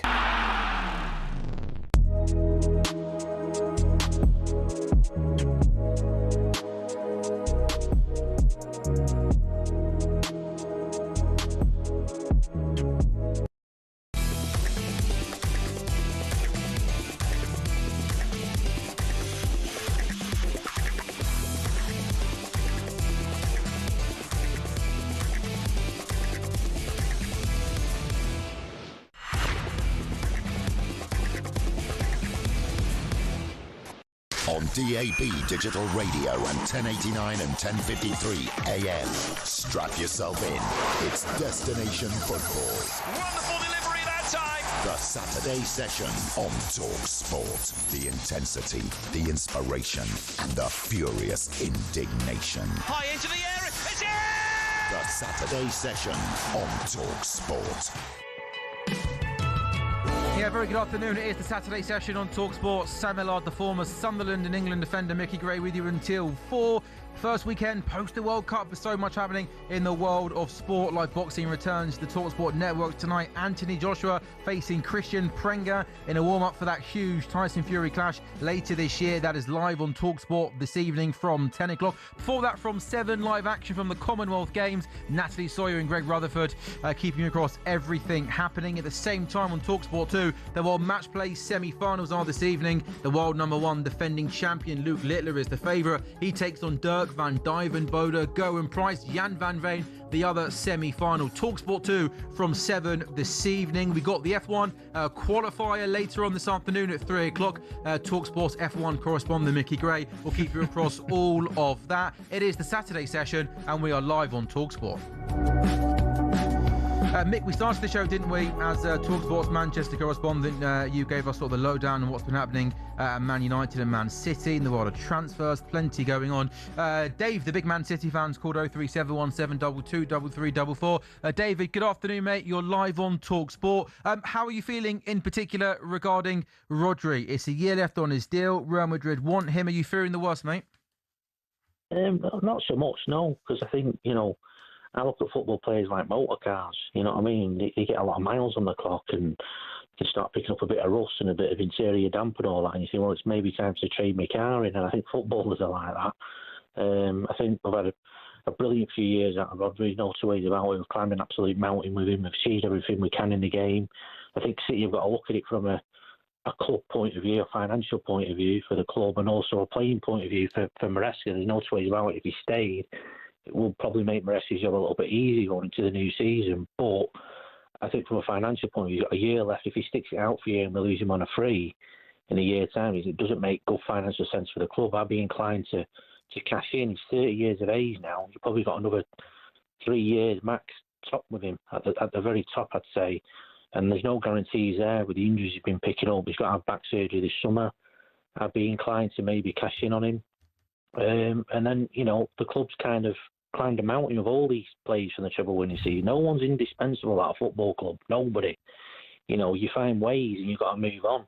And City will do that. That treble-winning team, Edison's left now, De Bruyne's left, Bernardo Silva's left. Aguero left many years ago and we thought, what we're going to do, and we're going to replace him. Eventually we brought Haaland in. He's not Aguero, he's a different kind of player. And it's the same with Bernardo Silva. Anderson's coming to replace him. He's a slightly different kind of player. And it'll be the same with Rodri. They'll have to just hunt the market. It's a big world out there, and they've got to try and find someone who can come in. He won't be what Rodri is. He'll be a different kind of player because every player plays the game differently. But I'd be inclined to cash in on him. City climbed a mountain here. They achieved everything in the game. It's almost now we've got to kind of rip it all up and go again. Because when you've achieved that, it's like, well, where do you go next? And I understand Rodri's thinking. He's seen Pep leave. He's seen a few of the other old guard leave, like De Bruyne and Silva. And he's probably thinking, well, what's he out my career at Madrid? That chapter at City's ended now. And we're going to get over that. And I think where the club have been clever, they've stockpiled a lot of very good young footballers from around the world. Stockpiled a lot. We've got this Argentinian kid, Echeverri, who's coming. We've got Victor Rice, who's coming. Kuzinov's coming. We've gone out and sourced the market for a lot of very young players. Cherky, who's come in, and none of these are the finished article. It's going to take another 2-3 years before we start to see the best of these players. But they seem to be going down a route of stockpiling and bringing in some of the youngest, sort of best young talent in world football. And I think they're earmarking 2 to 3 years where they can become something pretty big for the football club. You know what I mean? So we'll see. But I'm inclined to maybe, if they're going to come in and offer a big amount of money, if they're going to offer 60 to 70 million for Rodri, I'd be inclined to take the money and reinvest it somewhere else in the squad, in my opinion. As much as Rodri's a fantastic footballer, Yeah. Mick, how'd you see it? Yeah, no, Dave makes some really good points, to be fair. I mean, what do you do with Rodri because he's in his final year of his career? Look, Maresca's going to come with his own ideas. We've talked about style of play. He might not want to play with that individual player like Rodri was for Manchester City. It was interesting to listen to what Dave said. I'm sure Dave's still there. But Dave, you said Elliot Anderson's there as a replacement for Bernardo Silva. I don't quite see that one. I've got to be honest with you. I think Elliot Anderson's a different player altogether than what Bernardo Silva is. But if he is going to make that replacement, and we do see Rodri leave Man City, who's out there? And, do you think that there's an individual that Maresca's pinpointed to think, right, well, if we're going to lose Rodri, this is the player that we've got coming through the door? Yeah, well, I don't know. It's down to the club scouts, isn't it? You know what I mean? That's why they've paid top Yankee dollar to go out there and find these players. I'm just a football fan, but I think, I'm confident that there is other young talent out there who could possibly come in. But we don't know. It seems to me like it's a clean slate here with Maresca. I mean, Jack Grealish is back training at the football club. He might find a role. Yeah, I'm not too sure how long that's going to last, though. Well, I don't know. We'll have to wait and see. When a new manager comes in, I do like the fact of, well, look, I'm in charge now. It's not Pep. It's a clean slate for everybody to stake a claim. I'm with you. I don't know. We'll see. But if you have a midfield, say we went into next season with a midfield three of, just say we had in midfield, we had Anderson with Grealish, and you've got Cherky in there, and you've got Foden in there. I'm not saying it's going to win a league title, but it's certainly going to be competitive, and we're going to be up there. Do you know what I mean? I think people have this idea that City are going to go back winning league titles. It might take a few years. We've had our fill of trouble. It's been fantastic. I never thought Aziz win an Ed Cup, never mind a Champions League and a treble, mate, when I was a kid. So some of the fan base is going to just settle down a bit. It's a little bit unsettled because Pep's gone. I don't think there'll be a drop-off like what happened at United or at Arsenal. I think we'll still be competitive and up there. I still think we'll pick up trophies, maybe not the big ones. It's going to take time. Mickey, Dave, thank you very much for calling. 03717 22 3344, the number to call and get involved. That's a Man City fan, Mick. Kieran, the Man United fan, is with us on the show now. Kieran, it's Tielemans, it's Andre Santos. Mick saying that he thinks Lewis Hall is the player the Man United want and are confident of getting. So far, what have you made of your guys' transfer window? A fantastic transfer window so far with the signing of Tielemans, Premiership proven, I think at a great cost as well.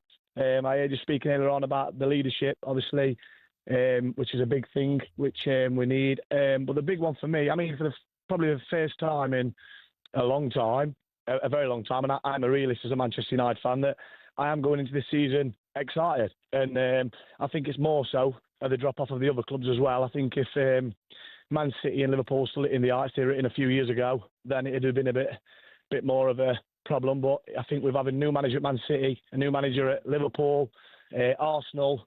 They aren't in the heights. I don't think last season that your Liverpool and Man City was a few years ago, with probably 10, 15 points lower than when they was at the best. So I am really, really excited as a season ticket holder for the first time in a long time this season coming forward. I just think, I don't know about the financial fair play, but I think if Man United was to sign to break the bank for an Harry Kane, I know I'm probably going too far with it all, but just a player that someone like that, a leader in the changing rooms who was going to guarantee you 25 goals plus. I think I'm not saying we'll win the Premier League, but I think for the first time we could be challenging. I think we're missing a number 9, a goal scorer, and somebody who Sesko can lean off as a young lad. And there's nobody better really to lean off. You can go abroad and get somebody, but they're not always guaranteed to come and score your goals. I think the price that Harry Kane would come with, I think it'd be a bargain for Manchester United. And I think he's a top pro. I think he looks after himself. And the prime years 10, 15 years ago, he's 28, 29. I think prime years of football now has gone back a few years because they tend to look after themselves a lot more. Again, they're very knowledgeable. I told you this, Sam, didn't I? In Manchester. Speaking facts. Yeah, Kieran. Kieran, you touched on there as well about somebody coming in and being somebody there with experience to nurture a Sesko. I mean, that was the case with Rasmus Højlund, but they didn't really bring anybody in to kind of nurture Højlund into the starting 11. We know what happened there. But look, I think with United as well, it's going to be interesting to see what your take is on this. I think it's great that Man United are back in Champions League football. Look, you're guaranteed 8 Champions League games this season, but I think quietly, if you had that conversation with Michael Carrick now, Sam, I'm bringing you into this conversation as well. I think the Premier League's more important in Europe this season for Man United. I think next season is probably where you're going to be looking for United to maybe challenge in Europe and maybe the Premier League as well. But there's no reason why they can't be in the conversation this season. No, I agree, 100%. And I think, like you've just said there, Champions League football, we're way off.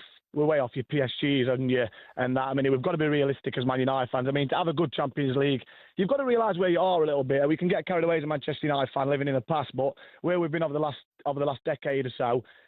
Last year, Michael Carrick, fantastic back end of the season. A little bit anxious. Do you think that it's going to be another Ole Gunnar Solskjaer? Who knows? Maybe not. I mean, he has deserved his chance 100% for how he's finished back end of last season. Champions League football, have a go. A bit of a free hit, have a go. But I 100% definitely think the Premier League's the bread and butter to have a go at and look at this season. Like I say, not to win it, but get closer than we have been. Kieran, thank you very much for calling, mate. Have a good afternoon. 03717 223344 is the number to call if you want to get involved in the conversation this afternoon. I think something that's really interesting about next season, Mick, and I think something that's really fun is that Arsenal, we know, are going as favourites, having won the league. They've still got Mikel Arteta. But all the other traditional Big Six teams, all have either got new managers for this season or managers that came in halfway through. Last season, obviously, Mikel at City, Alonso at Chelsea, Herrera at Liverpool, and then De Zerbi at Spurs and Carrick at United came in halfway or towards the end of last season. So I think that's what makes next season fun, is I think there's a lot of uncertainty around who's going to be good and who maybe will take a little bit more time for them to kind of bed in. Like I look at Chelsea and Alonso. You know, I think Chelsea maybe the best. We spoke about Yuri Tielemans being the best signing perhaps on paper, but I think maybe the best bit of business across the whole board is I think Chelsea getting Xavi Alonso to come to their football club without European football. They're going to be playing one game a week. I think if you look at that team on paper, the core of it, bringing in Morgan Rogers, Levi Colwill's fit again. You know, I think Chelsea could be one to watch next season, but I think lots of teams, new managers, there's lots of uncertainty, which I think makes it fun for us all to watch. Well, it does, because we don't know what style we're expecting from some of these sides as well. You know, is Alonso going to do something different at Chelsea that we've not seen? Is he going to go back to a 3 at the back? We don't really know. He's been back 4 in training in the early stages of pre-season. Yeah, well, I think the last time they won the Premier League, they played as a back 3, didn't they, as well? Which was a long time with Conte. But yeah, of course, I mean, we know that Alonso was a wonderful manager. Yeah, it didn't really work out at Real Madrid for him. And, you know, there's many managers have been to that club and it hasn't worked out for them. But we know he's got the quality. He's done it in Germany. Speaks very well. But it's interesting, isn't it? We're talking about the top 6. I mean, Tottenham no European football as well as and you look at the signings that Tottenham are making now. We're talking about Tottenham not finishing 17th in the Premier League, and now we're talking about where can they finish in these European spots. Well, what a leap that is for Tottenham to listen to. I mean, their home form has got to change from what we witnessed last season from them. Chelsea have got to be more consistent. You could go through every team really and have a different conversation, but I think at the end of the day, you are looking at Arsenal, you're looking at Man City. I would probably say to finish in the top 2 spots, whichever way you think. I mean, Liverpool are going to be stronger as well. They're going to love the football there, by the way. I've said it many times. I know Liverpool only won when I was kind of covering Liverpool a lot a few seasons ago under Jurgen Klopp. It was rock and roll football, and if you wanted a season ticket, you watched Liverpool. Yeah, and I think that's the reason why it's gone for Iraola. I think lots of people thought it just made sense to bring in Xabi Alonso because of the connection and stuff, but with the style of football that he implemented at Bayer Leverkusen, I think Liverpool, as you mentioned, wanted to go back to that kind of high-pressing football. Absolutely. And I also think as well, I think Alexander Isak is going to be so important with Liverpool next season. I don't think we should forget how good he is for a centre forward. Obviously, last year there wasn't a pre-season. He then finally got himself fit. He had that bad leg injury away at Tottenham. But I think a full pre-season for Alexander Isak, and if you can get the best out of Florian Wirtz, all the talk about who are Liverpool going to sign this summer, the 2 boys who cost 240 or 50 million pounds, they're pretty much going to be like new signings this next season. Yeah, I mean, the Isak thing was ridiculous in the end, wasn't it? He was hanging fire at Newcastle. They were wanting to obviously try and keep him. He didn't have a pre-season. He never kept himself fit. And look, his body just fell down. Unfortunately for him, I mean, he got too many injuries, and when he got back into the team, I think he scored before he got his broken leg, didn't he, in that game? I think he limped off after that. He scored and injured himself while scoring. That's right, yeah. But you're right. I mean, he's a wonderful talent, Isak. I think in the style that Liverpool were playing last season under Arne Slot, I don't think it really suited. I couldn't even tell you what that style was, Mick. Well, I can't. It was a bit of everything, wasn't it, really? It was flat and it was boring. They were trying to play out from the back and it was too slow. And when you've got the firepower and the pace that they have in those forward positions, let's not forget about Ekitike as well. I mean, he had a wonderful first season when you think about it, really. I mean, he's going to miss some of the start of the new season. Yeah, and that's a problem for them, but I think that's why you have such a great squad like Liverpool have got. McAllister's obviously coming back. He's had a wonderful World Cup. Didn't really have a great season. Virgil van Dijk's a year older as well. Did they try and help him out a little bit? There's talk of Alisson as well, Juventus. I'm not quite sure what's happening. He's got 1 year left on his deal, Alisson, as well. But I think with Robertson, Salah, both leaving in the same window, and Kanate as well, 3 experienced players. Obviously, you want to keep hold of Alisson because of how good of a goalkeeper he is. But I think from a leadership point of view, I don't know if you can lose 4 players who are big, strong leaders in that dressing room. To go all the way. A year left on his contract, and also throw into the mix the backup keeper last season, Mamadashvili, who came in, who I think the plan was he's going to step in to be Alisson's number 1. I think when he did get his opportunity, didn't really take it, a little bit not safe. Yeah, well, again, there's a lot to mull over there, isn't there? I think with Liverpool as well. I mean, I talk about Man United and Man City fans being quite knowledgeable. I think the Liverpool supporters know exactly what's coming next season as well. But I think there'll be an understanding there because what they will get next season, win, lose or draw, is entertaining football. And I think they'll accept that. Look, they're going to be there. They're going to be in Europe, whether it's Champions League positions or not. I think that's where Liverpool will finish at the end of the season. But I think what you'll get from that Liverpool support next season is an understanding of what's happening and moving forward. They're going to have some great times under Iraola. They really are, because he plays some stunning football. I love watching his Bournemouth team. So that's all the challenges for next season. Up next, we'll talk about the title winners, Arsenal. Going in next season, of course, as favourites. Sophie Nicolau from the Hybrid Squad podcast is going to join us, and we will bring you up to date with a pretty big bit of transfer news regarding Arsenal.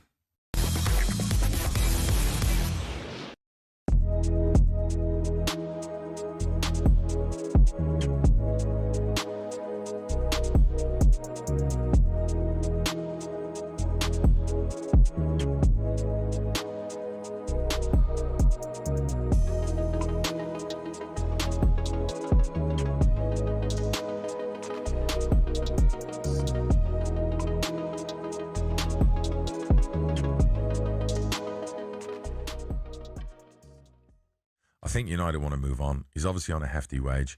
I'm amazed Saudi haven't come in. I'm amazed he hasn't gone out to Saudi. I think he won it. Again, Saudi pay a lot more than 300 grand a week for a player obviously who's playing for England and still in his prime. Yeah. I'm very surprised Barcelona didn't do the deal.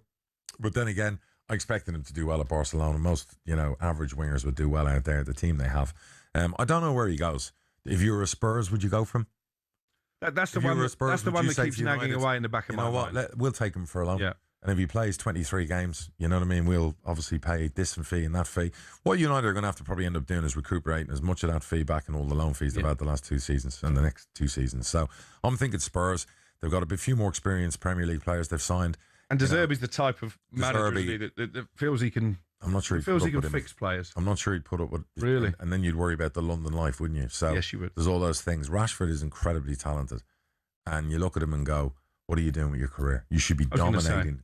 You should be dominating world Even football. that World Cup, he comes on, doesn't he, the first game, scores a brilliant goal against Croatia, arguably England's best performance in that second I agree. half. He played a part of that. Starts the next game. Yeah, for sinks a the coat, face.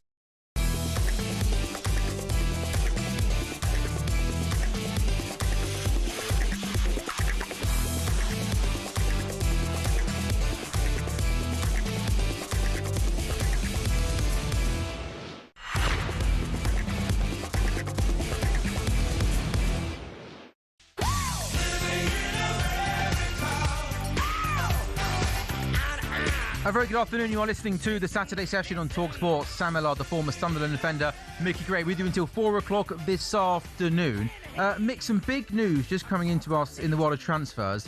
This is from talkSPORT's chief football correspondent, Alex Crook, who says, as per David Ornstein on his exclusive, Crookie says Arsenal have added Vinicius Jr. To their list. I know, that was the reaction I was hoping I was going to get from you.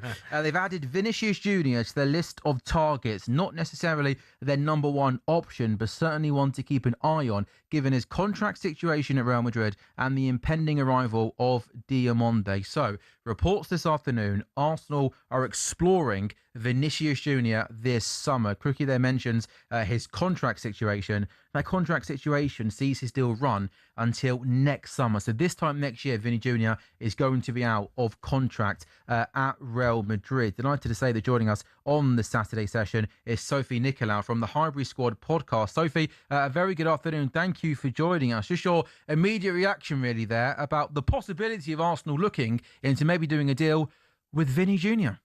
Well, I'm in Southern California right now, and I just woke up to that. And I have to say, I hope most Saturdays are like that, because Arsenal really need a signing like this, a marquee signing. Vinny Jr., we know, is probably the best left-sided player in the world, other than Kvaratskhelia. A lot of names have been bandied around for the Arsenal, but when you're talking about being champions, defending your title, and maybe even trying to take advantage of a little bit of dominance, maybe if you can do that in the next couple of years, utilize the squad you have, try and squeeze everything you can out of them, add world-class players as champions as well. And I think that, you know, this would be a beyond marquee signing for the Gunners, wouldn't it, guys? Yeah, mate, what do you make of it? I mean, again, a year left on his deal, so you can certainly see why Arsenal will be asking some questions over the next couple of weeks, right? Yeah, well, let's go back to the beginning when he found himself a little bit disappointed at Real Madrid, and we know who was manager of Benfica at the time was Jose Mourinho. Well, you know which situation we're talking about, sure. And I don't think that's gone away. That speculation, the talk. There has been a few chats of, is Vinny Jr. going to be a Real Madrid player next season? Look, there's going to be a lot of takers. I know we've got Sophie on and we're speaking now, and obviously Arsenal are Premier League champions, and you'd want to go to one of that size of a club, if you like. Mickey, this is seismic, isn't it? This is the type of transfer where the dominoes then fall across Europe. Or he's the type of player that will dictate kind of where everyone else goes. And, you know, you had that with Haaland. You knew he was going to City, but you're just waiting for it to happen. So then everything else can fall into place. It just feels like one of those moments in the window that will probably also, you know, with a player like this, and you can imagine a contract like this, you're talking about deadline day type of stuff, not something that happens overnight. Yeah, it's not going to happen overnight. I mean, this is a long, drawn-out contract if it's going to happen to anybody from Arsenal, because, I mean, you know, all the top clubs around Europe, around the world, are going to want the signature of Vinny Jr., but, you know, what a replacement for Trossard. But I do have to think, I have to say this, Sophie, as well. I mean, what's Martinelli thinking? He's probably thinking, I better get used to sat on the bench next season. Well, it's sorry, Sam. I was just going to say, Solis is probably the Trossard replacement, and maybe Vinny comes in as a Martinelli replacement, although I really think that Martinelli doesn't get enough respect for what he does off the ball. I mean, he's become a better defender than attacker, but maybe in this new 26-27 Arsenal that we'll see a little bit more of an attacking courage and a little bit of a difference from Mikel. We'll see. Yeah, and Mick also as well, obviously, that'd be amazing news for Arsenal fans. Maybe not such good news for their immediate rivals, but just for the Premier League. Yeah. I mean, Vinny Jr. has been one of the best players in world football over the last 5 years. To have a player like that make the move to the Premier League would be really, really exciting. Oh, it'd be brilliant to watch him every week. And look, we know what he's achieved so far in his career. Just look, let's for instance say he signed for Arsenal. Sophie, and I think you'd be very happy about me saying that as well. And you just mentioned there about Martinelli and even Trossard, to be fair to him. When they don't have the ball, we're talking about two players there who work their socks off. They get back into position, they make it hard. Vinicius Junior is not that type of player. So is this Arsenal going down a different direction? Good question, maybe Mick. asking Good question. something else? I hope so in a way. I think, we adopted a pragmatic style of football in order to win the title. And I think at that point, Mikel, knowing what was coming down the road, the injuries that we had, even though we had a deeper squad, we lost major players at different times in the season and we're able to kind of plug and play. So, for Mikel, I think, football's entertainment, but he's also hired to win titles. I don't know if Arsenal fans can go through an entire season watching games like that over and over again. I think now he's got the monkey off his back. He's going to have the ability and the coupons to be able to explore, right? But, Tollis is no fool either coming into this Arsenal team with the numbers. I think you guys know the type of player he's been across Europe for Club Brugge, Champions League experience, a real superstar within the Greek football system, having been raised as one of those who has so much talent and a future star. Really can, I think, plug in what Trossard offered last season. You're going to get the goals, you're going to get the assists, and maybe even a little bit more than that. And people not looking at him as a really great signing because of the league he's coming from, and I understand that. So that left side has been a real pickle for us, not only in terms of the attacking sense and the goals, but also the relationship and the combinations of who's playing on the left, whether it's Calafiori, whether it was Nketiah. There was good relationships and there was symphony, but it just never duplicated really year on year what we were able to do on the right side with Saka and a Benjamin White or a Timber. So we'll keep obviously everyone across the Vinny Jr. news over the next couple of days and probably next couple of weeks. Bruno Guimaraes, obviously, Sophie, is a player you've been linked with. We're led to believe that, personal terms with Bruno Guimaraes are all fine, all okay. We think the first offer is going to be around £70 million, given the fact that Newcastle got, around 90 odd million pounds for Sandro Tonali. I appreciate Bruno Guimaraes is a few years older than Sandro Tonali, but surely Newcastle, given he's their best player, aren't going to entertain any sort of offer for Bruno Guimaraes that's less than for Sandro Tonali. So my guess is a first bid will be rejected, probably a second bid will be rejected, and we'll still be talking about this right up until deadline day, and then eventually Arsenal will give Newcastle what they want, and then I think it's likely that Bruno Guimaraes will be an Arsenal player. How do you see this panning out, Sophie? Sam, as Arsenal fans, and we've been here, losing your best players. That was, the DNA of that Arsenal. They went to Man City, didn't they? Yeah, Manchester City, United. Barcelona, and Man United poached one from us in the end as well. It's brutal. It's tough, and we've been there, especially when you think you've arrived in a certain spot as a club and you're moving forward. So I feel for Newcastle fans, because they've kind of been on this crescendo and now they're losing their best players. But football's ruthless and we want Bruno G. And Bruno G, for me, was a much more important signing than Morgan Rogers. Listen, Morgan Rogers is a brilliant player. I'm not going to sit here as an Arsenal fan and wear rose-coloured glasses and say, he wouldn't have made us better or he wouldn't have evolved us. Of course he would have. He's a really good player. But I felt like the attention was in the wrong place. In terms of the news of Saliba being out for a few months, what are we doing there? That to me then becomes the most important thing, because he is the spine and one of our most important players. And then you look at that midfield, Declan Rice looked dead on his legs for England. I think everyone will agree that he is one of the most fantastic midfielders, not only in the Premier League, but the world. We know Declan to be a play that gives everything. And it was really tough to watch him in the World Cup because you knew he just wasn't himself. And we need to protect him at all costs. And having Bruno G come in alongside Declan to be able to give Declan rest.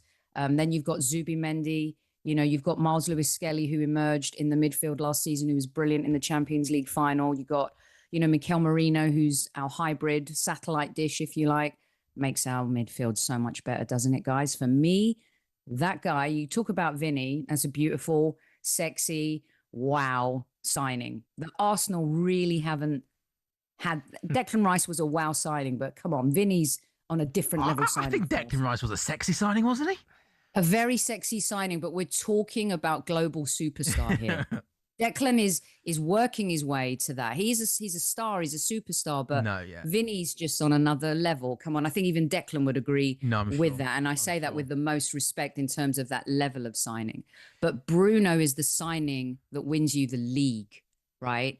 He's going to be the reliable guy who can play week in, week out. That body, in the Premier League, the wear and the tear, he can take it, game after game. For me, he becomes, dare I say, a more important signing than Vinny Jr. for Arsenal going into the next season. I'm loving it, by the way. You're loving what? All these Newcastle players leaving. Oh, I was going to say, there we go. You can have Bruno, Sophie, honestly. I mean, are they going to have any... Do you know what, Mick? You might get a phone call being like, Mick, do you fancy coming to play for Newcastle next season? They're not going to have any players left, are they? Yeah, I mean, look, Bruno's a wonderful player. I mean, just that captain's armband is one of the reasons whether he'll stay or go. I mean, it's very difficult to sign captains from clubs. Look at you grinning when you're delivering this. I mean, honestly. I'm loving it. Have you not got a bit of sympathy for Newcastle? We should have actually done a little segment on Newcastle today. A sizzle reel. Yeah, absolutely. Yeah. But look, going back to the Vinicius Junior, he's one of those. Look, this doesn't come around very often. Mbappe leaving Paris Saint-Germain and or Monaco first and foremost. This is a genuine superstar. Yeah, I think it's in that bracket, and you understand why Arsenal have to be in the running to sign somebody like if this happens, and I'm sure there'll be a lot more. But as I said before, he'd want to go to somewhere where they're champions. And again, also talkSPORT reporting today, Alex Crook and Ben Jacobs, that Real Madrid are stepping up their interest in Yan Diamonde, who of course will be a replacement. Sophie, thank you for joining us. I was going to say enjoy your day and weekend, but obviously I guess your weekend's peaked, hasn't it, in the morning over in America with this news. But have a good weekend anyway. Thanks, Thanks a lot. Appreciate you having me. And Arsenal fans, don't forget who's champions. There we go. All right, Sophie, you made your point. We get it. You're Premier League champions. Unbelievable. Just confirmation then. Arsenal have added Vinicius Junior to the list of targets. Not necessarily their number one option, but certainly one to keep an eye on, given his contract situation, 1 year left on it at Real, and the impending arrival of Diamonde. Sophie Nicolaou's a happy Arsenal fan. Arsenal fans, 03717 22 3344. And even football fans, 03717 22 3344. Vinny Junior, been one of the best players in the world over the last few years, could possibly be arriving in the Premier League next season.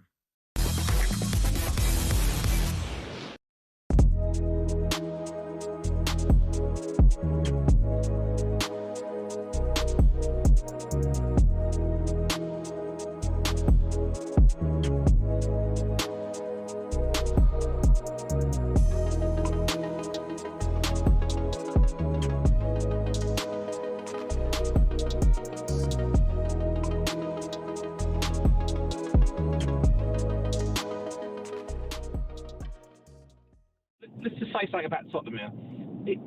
It's a big conversation because obviously it's about trophy wins, European Cups, all of those sort of things come into it.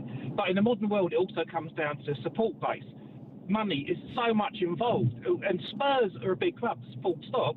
Of course, we're above someone like West Ham. We have got more support. He had you above West Ham globally. Well, I know, but he was almost fighting with that. You could also look at a support point of view globally. We would make Chelsea look tiny. They have had more recent success. Facts, they've had more success. But we also got to think about Tottenham history. First team to do a domestic double. First team to win the European Cup. We have history that can't be ignored in the same way that like Aston Villa. Without being pedantic, people will be shouting at the radio, European Cup, not the European Cup. A European Cup, yes, apologies. That's all right. And so I think that history is important. It really, really is. And I don't want to sound like I'm banging on about the past. We know what we've been. I'm a realistic Tottenham fan. I've seen it. Arsenal are a big club. Hate saying it, they're a big club. bigger than us. I've got to say that as well, and that's going to upset people. Rich, could you do me a favour then? You rate them 1 to 4 first. It'll have to be Arsenal. Okay. Gives me the up, but there you go. Then who?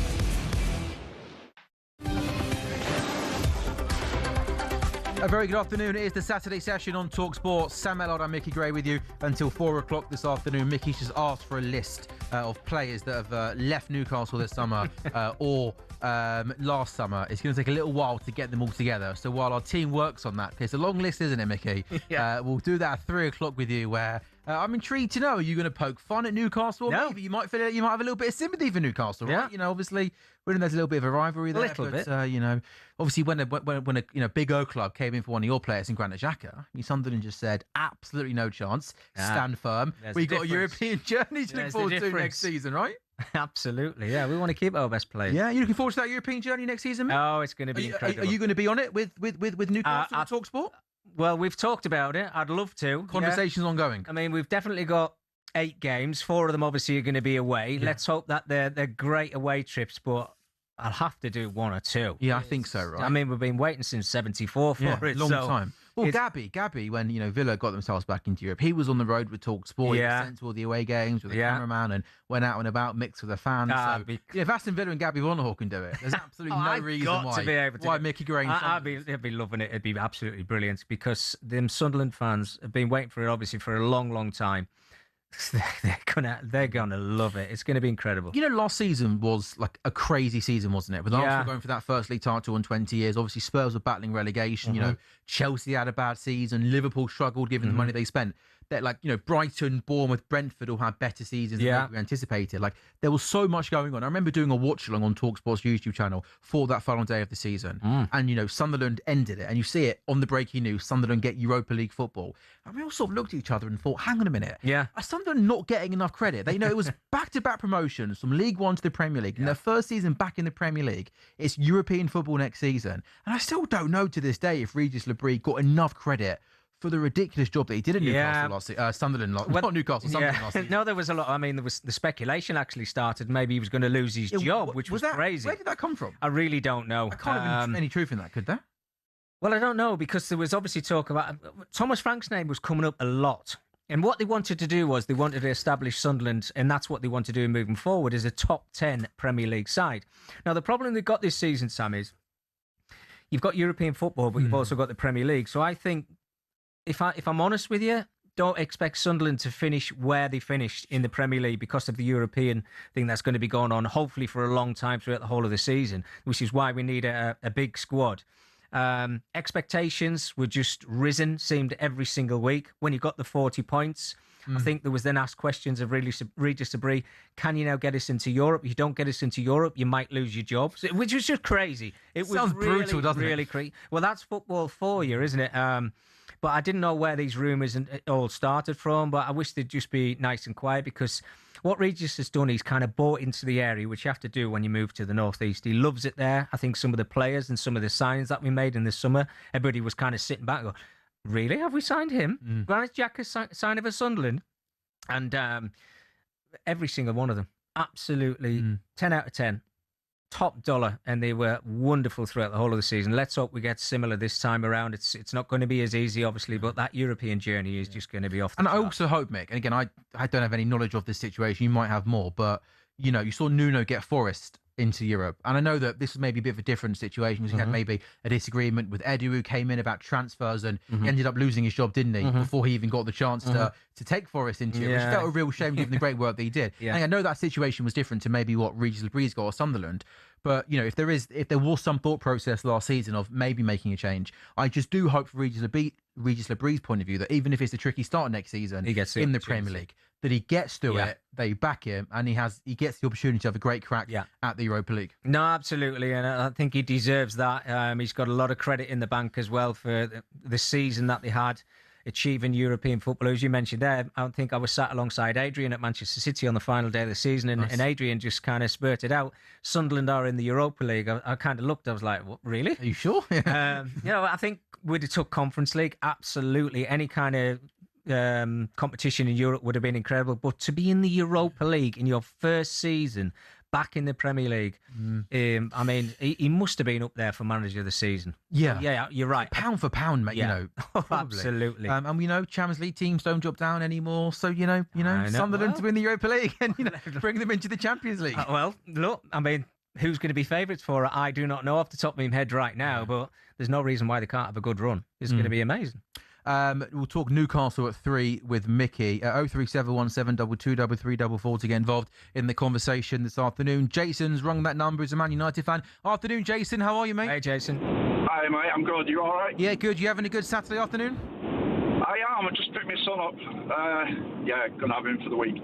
Oh, nice. Basically, what I wanted to talk about, first of all, as far as Vinicius Junior goes and Arsenal, welcome to him. He's a problem. Wouldn't want him at United, to be dead honest with you. Really? Why not? He's a world-class footballer. I think his attitude stinks, and I think it'd be a problem. I really do. His player power massively now. He's different level. He really is. I think it'd be a terrible player to buy. But, time will tell. We'll see. I don't see Arsenal getting him, but, I also think as well with that, Jace, I mean, you think he's got a year left on his deal, you think the wages would be absolutely massive to get him to the Premier League. And we know he's a top player, but it's also whether Arsenal kind of want to break that wage structure that they've got and go over for someone like Vinny Jr., you know? You're talking PSG and massive wages for him, quite possibly, if he goes anywhere, do you know what I mean? Yeah. Jace, how are you feeling about your lot then, Man United, mate? How are you feeling going into the new season? I'm okay. I mean, Tielemans was a great signing. I'm not sure about Santos. I mean, Chelsea reject, and you've got the age with Tielemans, but he is a quality player. So and Bruno won't have to play all the time with Tielemans in there. United are useless without Bruno playing. We always, we've always got to play him. I think he'll get a rest as well because Tielemans can play wherever he plays. We've just lost Jason there. He sounds like he's on the move. He's got interesting, wasn't it, about Vinicius Jr.? I'll be honest with you. My first reaction was just, wow, Vinny Jr., world-class player, world-class winger, bring him to the Premier League. Look, in terms of his attitude problems, I think he's a player that kind of wears his heart on his sleeve. And when you watch him play for Real Madrid, if he doesn't get the ball, he's not afraid to put his arms in the air. Yeah. But I don't know. I just wonder, maybe coming to the Premier League, Premier League champions, that we know Mikel Arteta's quite a stern manager, should we say? Maybe if someone is going to be able to, get him the track back, it maybe could be, someone like a Mikel Arteta. Well, it's a fresh start, isn't it? If he does, end up in the Premier League, Vinicius Junior, and as you mentioned before, I think watching him every single week would be pretty special.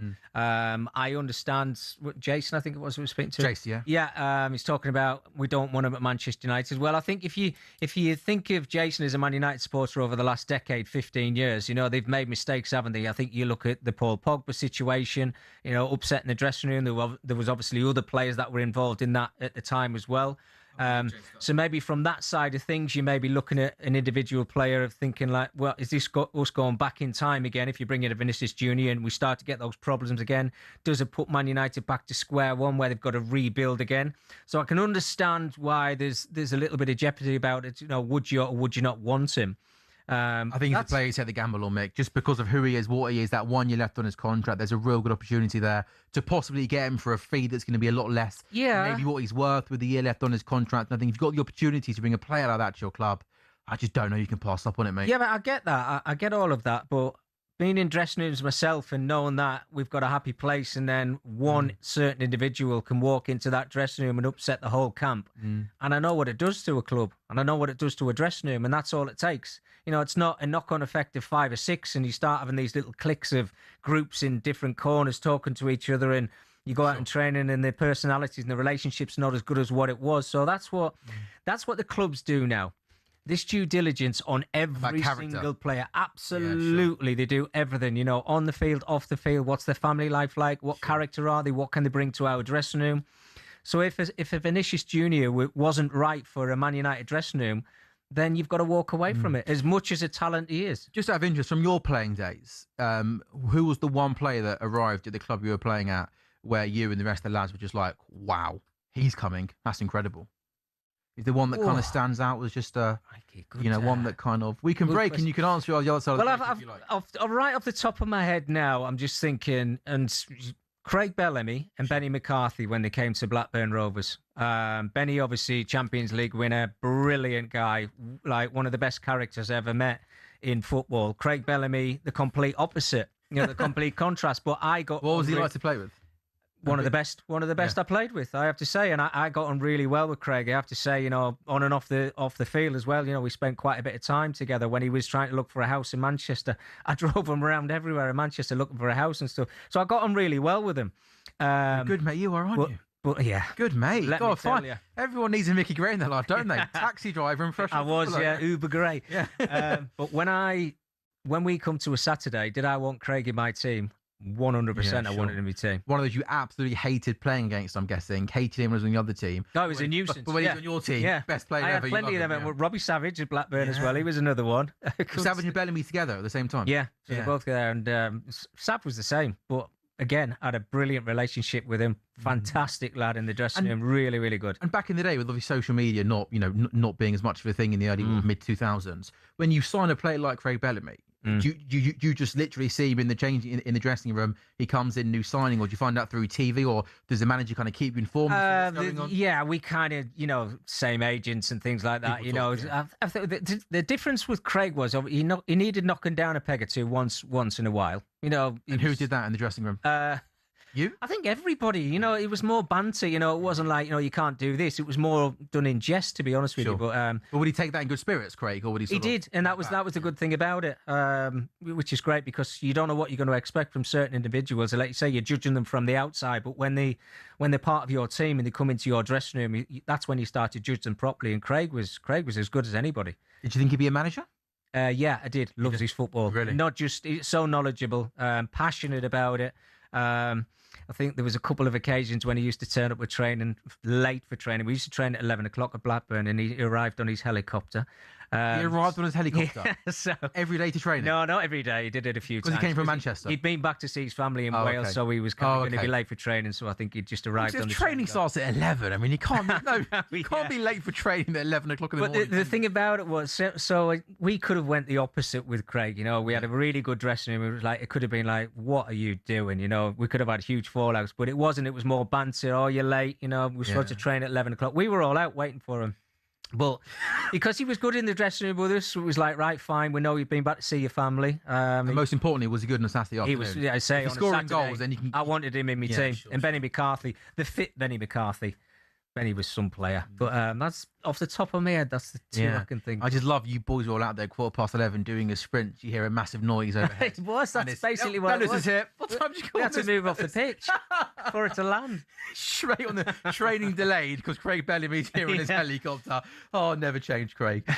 So then just confirmation of the news. Arsenal fans contemplating a move for Real Madrid winger Vinny Jr. More details on the TalkSPORT website, talksport.com, 03717223344 if you want to get involved. Up next, turn our attention away from the world of football. There's boxing, darts, F1, cricket, Commonwealth Games, all happening today. We'll bring you the latest next on the Saturday session. We're on TalkSPORT.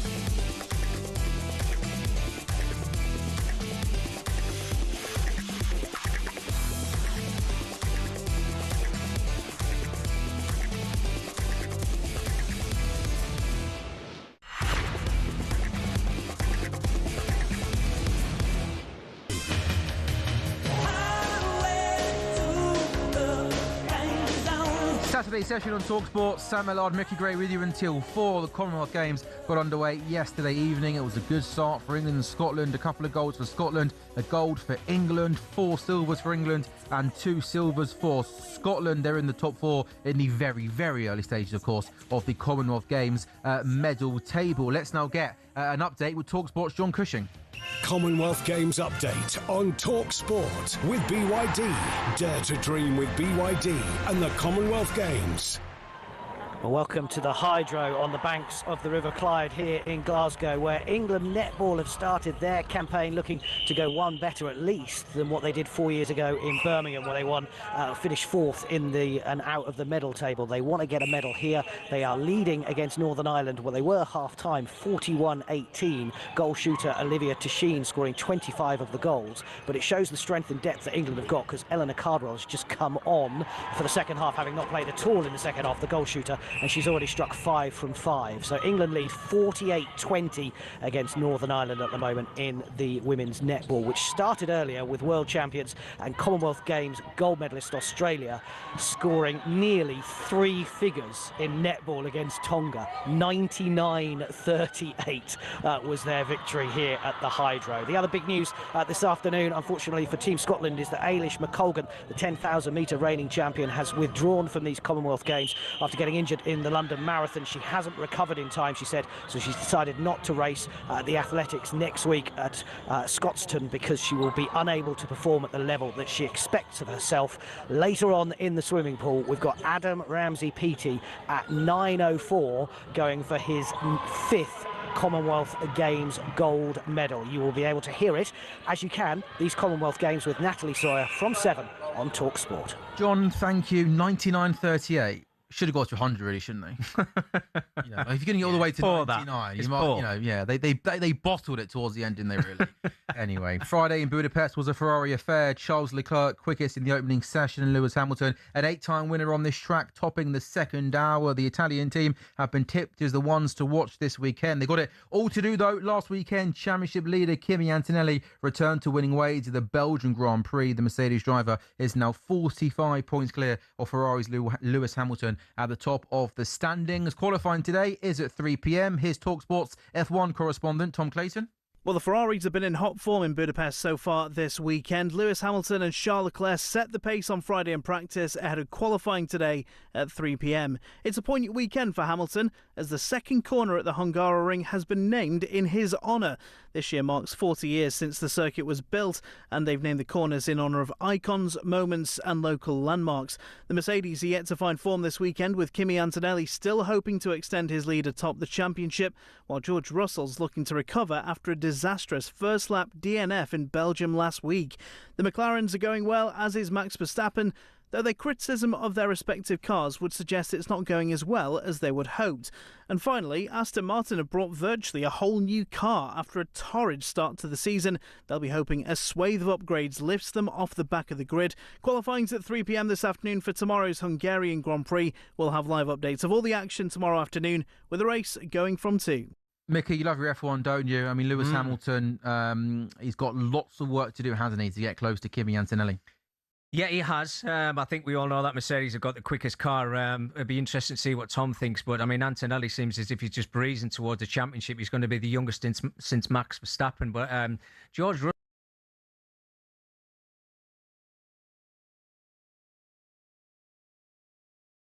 F1, but yeah, I mean, Kimi Antonelli's he's kind of come out of nowhere, hasn't he? In terms of leading this F1 standing this season. Well, he has, yeah. Look, he was kind of a junior last year as well, and he was learning the ropes at Mercedes, and it was all about George Russell. And unfortunately, George couldn't go and win the championship last year around. But look, Max Verstappen's another story as well. Is he going to stay at Red Bull? Because there's been talk of McLaren as well. Obviously, we know what McLaren brought last season with Piastri and Lando Norris as well. But I watch it every week and I love it. It's great to see Ferrari back with Lewis and Leclerc. Leclerc's been quicker in the last 2 races. I think obviously he won the British Grand Prix, didn't he, as well? But it's fantastic, man. I love it. I don't know who's going to win this weekend. It sounds like Ferrari are quite quick around this track. But watch out for Antonelli. That's the F1 Commonwealth Games. Of course, we spoke to me earlier to Adam Cattrall. We've got the boxing this evening on talkSPORT. Anthony Joshua back in the ring. Also, 7 tonight on talkSPORT 2. I love my darts, Mickey. Absolutely love my darts. The semi-finals this evening of the World Match Play at the Winter Gardens, the second biggest major in the darting calendar. Gerwyn Price v Jan van Veen, and then Luke Littler taking on Dirk van Dijvenbode. I mean, Luke's been amazing for the sport for obvious reasons with the eyes he's put on the sport, but I just don't know now if we're getting to the point with Luke. And I love my darts where he's so good and he's so far ahead of everyone else that, like, you go into a weekend like this, and look, Gerwyn Price and Jan van Veen in particular are two of the best players in the world, but you get to these latter stages, longer formats, first to 17 legs tonight, and you almost just think it feels like it's almost impossible for someone to beat Luke Littler over this length because he's just way too good. Well, didn't Gerwyn Price turn around, I think it was yesterday, and say everybody just seems to be falling over Luke Littler? Gerwyn Price is the one who gives him the toughest games. Well, he does, It just feels like with Luke. Luke can often be in games at kind of 7, 7, 8, 8, going towards the back end of games. He doesn't always necessarily pull clear of people early on, but then when it comes to the final 4, 5, 6 legs, you just know how it's going to end up. You know, he's going to win. But Luke Littler's been incredible. You know, there's no two ways about it. It's been fantastic. And you're right about Gerwyn Price, but everybody else needs to step up. Yeah. That's the thing with it. I mean, he's loving it. It's Blackpool, isn't it? I think, Winter isn't it? I think Ian Danter's down there. Yeah, he is. We're chatting at 3:15. Yeah. Oh, are we? Yeah. Yeah, I don't mind my darts, to be fair. I mean, I've got the dartboard in the house and everything. I'm still waiting for my Littler darts to come, but yeah, I don't. From what I'm hearing, I don't think you'll be getting them anytime soon. By the way, Luke here. It's weird. Years ago, we went myself when Colin Murray actually used to work at talkSPORT. We went to the Ali Pali. Oh, beautiful! And great night out, isn't it? There was a 9-darter. Adrian Lewis, I think it was. He got the 9-darter. So it was a decade ago, I think now it was. And he was playing Van Barneveld, and we were out the back waiting for the players to come on. And Phil was going to be coming on. I can't remember who was going to be playing, so I was having a conversation with him. He said, I'll sort some darts out for it. Still waiting for them, by the way. But while we were out back, Adrian Lewis was on. So you missed the 9-darter? And we missed the 9-darter. Oh, that is. I mean, I'm sorry, mate. I was devastated. You know what? I appreciate you talking to a darting legend. But, I'm guessing you hospitality, weren't you, at the darts? I was what, sorry? Hospitality. Yeah, we were, yeah. Hospitality, Ali Pali. You got Lewis van Barneveld, and you're not there watching. Yeah. You deserve that, Mick. I'm disappointed. Well, we'd only went to say hello, and then we were supposed to come back to watch that because that was obviously a brilliant match. And that was the only reason. And it was more me trying to get my darts off Phil Taylor than... You missed the 9-darter and didn't get the darts. I know. Yeah, not ideal. You must have heard the massive He's never roar. forgiven me, Colin. Yeah, I bet he hasn't. You must have heard that massive roar and thought, I can't believe you just missed the 9.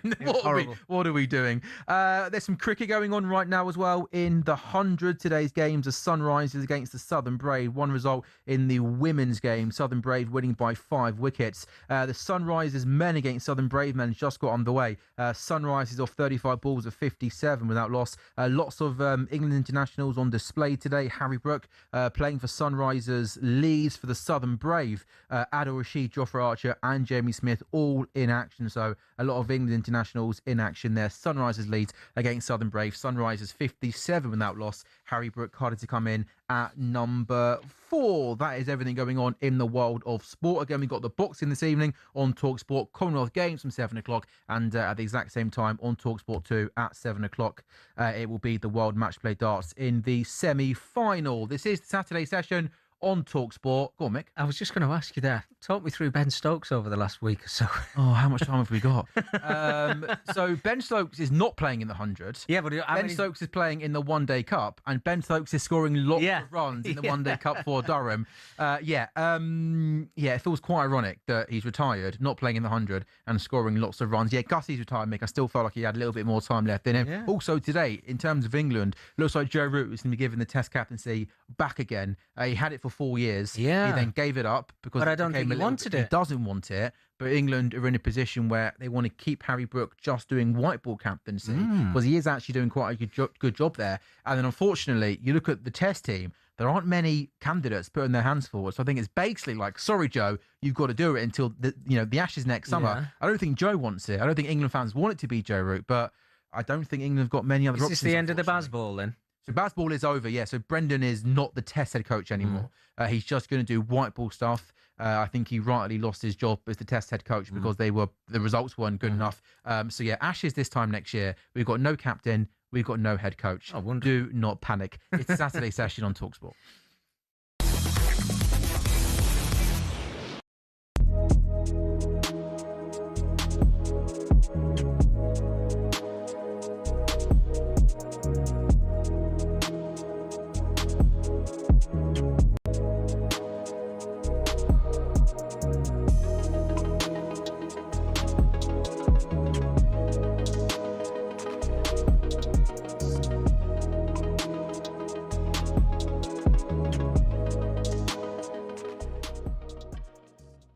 I think that was the key with Mateus Fernandes as well. They walked away from that deal, obviously went to Tottenham for 85 million, A, because they thought the price was a bit excessive, but B, they never really got the impression the player was fully invested in the project. And I think they only want people who want to play for Manchester United. You look at Mateus Cunha and Brian Mbeumo last summer, they had offers from elsewhere, could have been playing Champions League football. They both made it abundantly clear from the start they wanted this move to Old Trafford, and that's the type of character you want in the dressing room. Absolutely. Here's a dilemma for you. Would you sell... Bear in mind, they need some money. They need money. If you're going to say Bruno Fernandes, the answer is no chance. Would you sell him, Bruno Fernandes, at no chance. 32? No. Would you not cash in 100 million? 21 assists last season. Dear Kitman, we see you. We appreciate your work. While some fans reckon it's just hanging up shirts in dressing rooms, we know it's so much more. A football team's kit is its identity, its uniform, what sets it out from the rest. But it doesn't clean itself. That's not just the shirts. It's the shorts, the socks, the training gear, the boots, the other bits we sort out behind closed doors. Who's the one digging around in that smelly, stinky laundry basket at full time? Yeah, it's the kit man. They have a lot to work on in a week, from laundry, fixing damaged kit, repairing holes, cleaning boots. Then they pack the van and take everything they need off to the stadium, ready for game day. They don't get a lot of help when they get in the ground too. Kitmen are the ones unloading a full squad's worth of boots, kit, medical bags, and all the bits the players and coaches will need between the start of the day and switching off the floodlights at the end of the day. First thing they do is organise each player's kit, make it easily accessible in order to avoid any dramas on match day. Once everything's in the right place, it's into the dressing room, lay everything out, put players' nameplates on the right locker, all the things you don't even think about on a match day. Once the players arrive, if anything needs doing, they call the kit man. In the meantime, it's on the kit man to help set up for the warm-up. The coaches don't always have time to lay out all the cones and put the balls in those weird triangle piles you see. As the warm-up is underway, the kit man then becomes a glorified ball boy, chasing stray shots and passes, making sure they aren't lost in the crowds. They eventually do the tidying up too, getting everything off the pitch before kick-off and assist the ground staff with any last-minute things they may need. After that, it's last call for the players. Then, at kick-off, they can breathe a sigh of relief for a few minutes, sit back and watch the game, enjoy the fruits of their labour.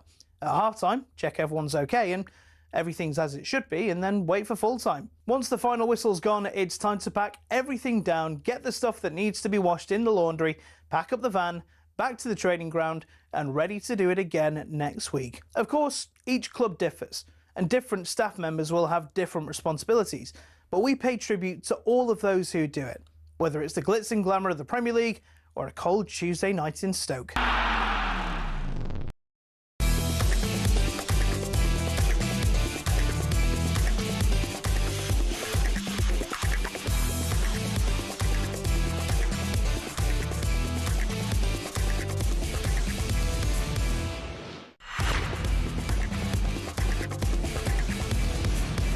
On DAB Digital Radio and 1089 and 1053 AM.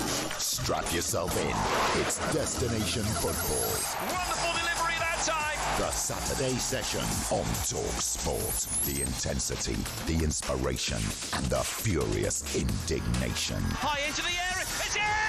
The Saturday session on talkSPORT.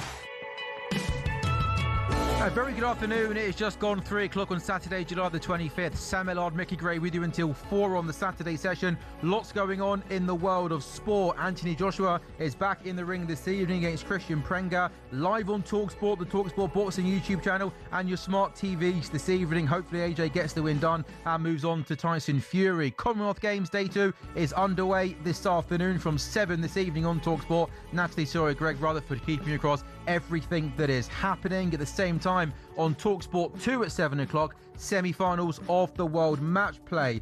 Qualifying has just got underway in the world of Formula One in Budapest. Lewis Hamilton looking to close the gap on Kimi Antonelli this weekend. He starts the weekend 45 points behind the leader Antonelli, who's having a wonderful season. It is the last race until the summer break. In the 100, the Southern Brave women have beaten Sunrisers Leeds by 5 wickets. In the men's game, Sunrisers Leeds off to a good start, 69 without loss of 40 balls. Marshall Mickleton at the crease. Harry Brook involved for Sunrisers. Joffrey Archer playing for the Southern Brave. He's just bowled 5 balls for them. Big news this afternoon in the world of transfers. Arsenal are exploring a deal for Vinicius Junior. More on that very shortly. And there are details on the talkSPORT website. But Mickey Gray, let's talk about Newcastle, shall we? Yeah. And look, we know where your loyalty is like, right? You know, you're a Sunderland man through and through. Are you? You know, I mean, there's some football fans that kind of don't want, love beating their rivals, but want their rivals to be in the Premier League. They enjoy that kind of competitive rivalry. I mean, have you got that with Newcastle, or is it just kind of pure hate? Get rid of Guimaraes, get rid of Lewis Hall, get rid of them all. Relegation, please. Well, look, I think there's a lot of people that might talk between the friends and say it's great having Sunderland in the Championship. We don't want them in the Premier League if you're a Newcastle supporter and vice versa. But really, when that derby comes around, it's good derby. It's fantastic. And I know we got the better of them last season. That doesn't mean that I haven't got a lot of respect for Newcastle. But I'd love to know what's happening at their club. I really would. What direction they're going in. Has Eddie Howe still got the same power that he had last season? I think when you look at the players that he brought in the summer before, they never really worked for him. Johan Visser, Voltemada being the two, I think. Lange was quite inconsistent as well. Yeah, absolutely. He's really poor. And I think even the form of some of their players last season as well. And obviously, one that jumps off the page to me is Anthony Gordon going to Barcelona. I think there isn't too many Newcastle supporters who were disappointed to see Anthony Gordon go. But I think now when we're talking of Tonali going to Tottenham and their captain, Bruno Guimaraes, maybe going to Arsenal, I just wonder what's happening at Newcastle. Look, we're talking about the richest owned football club. And I know over the last 3 or 4 seasons, they've not been able to put their hand in the pocket like they want to and bring the superstars to Newcastle because of PSI problems. And that's been a real concern. But what direction are they going in now? I mean, I've just got the players that they've got through the door now. Bamba, Stour, Toure and Jowen. That's 4 players at Newcastle who are younger in age. They haven't got that experience. And when you think about the players that are leaving and the players that are coming in, it looks like Newcastle are kind of going down a different route, a different direction, if you like. I think they've got a new sporting director at the club as well who's bringing these players in. So whether Eddie's lost a little bit of power of being able to go, no, I want A, B, C to come to this club to make us better, he's now having to listen to the owners at the club and the people who want to bring in the players and go, yeah, well, let's bring him in and let's see where we are next season, Newcastle. Because I actually thought Eddie Howe's got this peak in his season where he has 2 really good seasons as a manager because he runs his players into the ground and he plays some really entertaining football at Bournemouth and the clubs that he's been at. But then they, then they seem to have this dip of a season where things don't go well for them. And that was last season at Newcastle. I was expecting Newcastle to really challenge for those European places this season. But now, when I look at the players that are leaving and the players that are coming in, I'm not sure. I don't know. I can't pinpoint or place Newcastle of where I think is going to be a good season for them this time around. So it's this summer. It's obviously Anthony Gordon who's gone for big money. Sandro Tonali's gone for big money. Kieran Trippier as well. I mean, I know maybe his form might have dipped a little bit. There were some injuries, but you think from a leadership point of view, he's probably a big voice that's left the dressing room. You can go back to obviously last summer where the whole Alexander Isak saga went on for the whole summer. And plus, we shouldn't forget last summer was the summer where it felt like every single player in Newcastle wanted to try and sign, ended up going to a different club. So just on Bruno Guimaraes then, with the list of players that have left the football club, and also you mentioned earlier, you think there's a pretty good chance that Lewis Hall could be playing his football at Man United next season. Bruno Guimaraes has got 2 years left on his contract with the option to expand to the summer of 2029. we think Arsenal's first bid might be around the £70 million mark.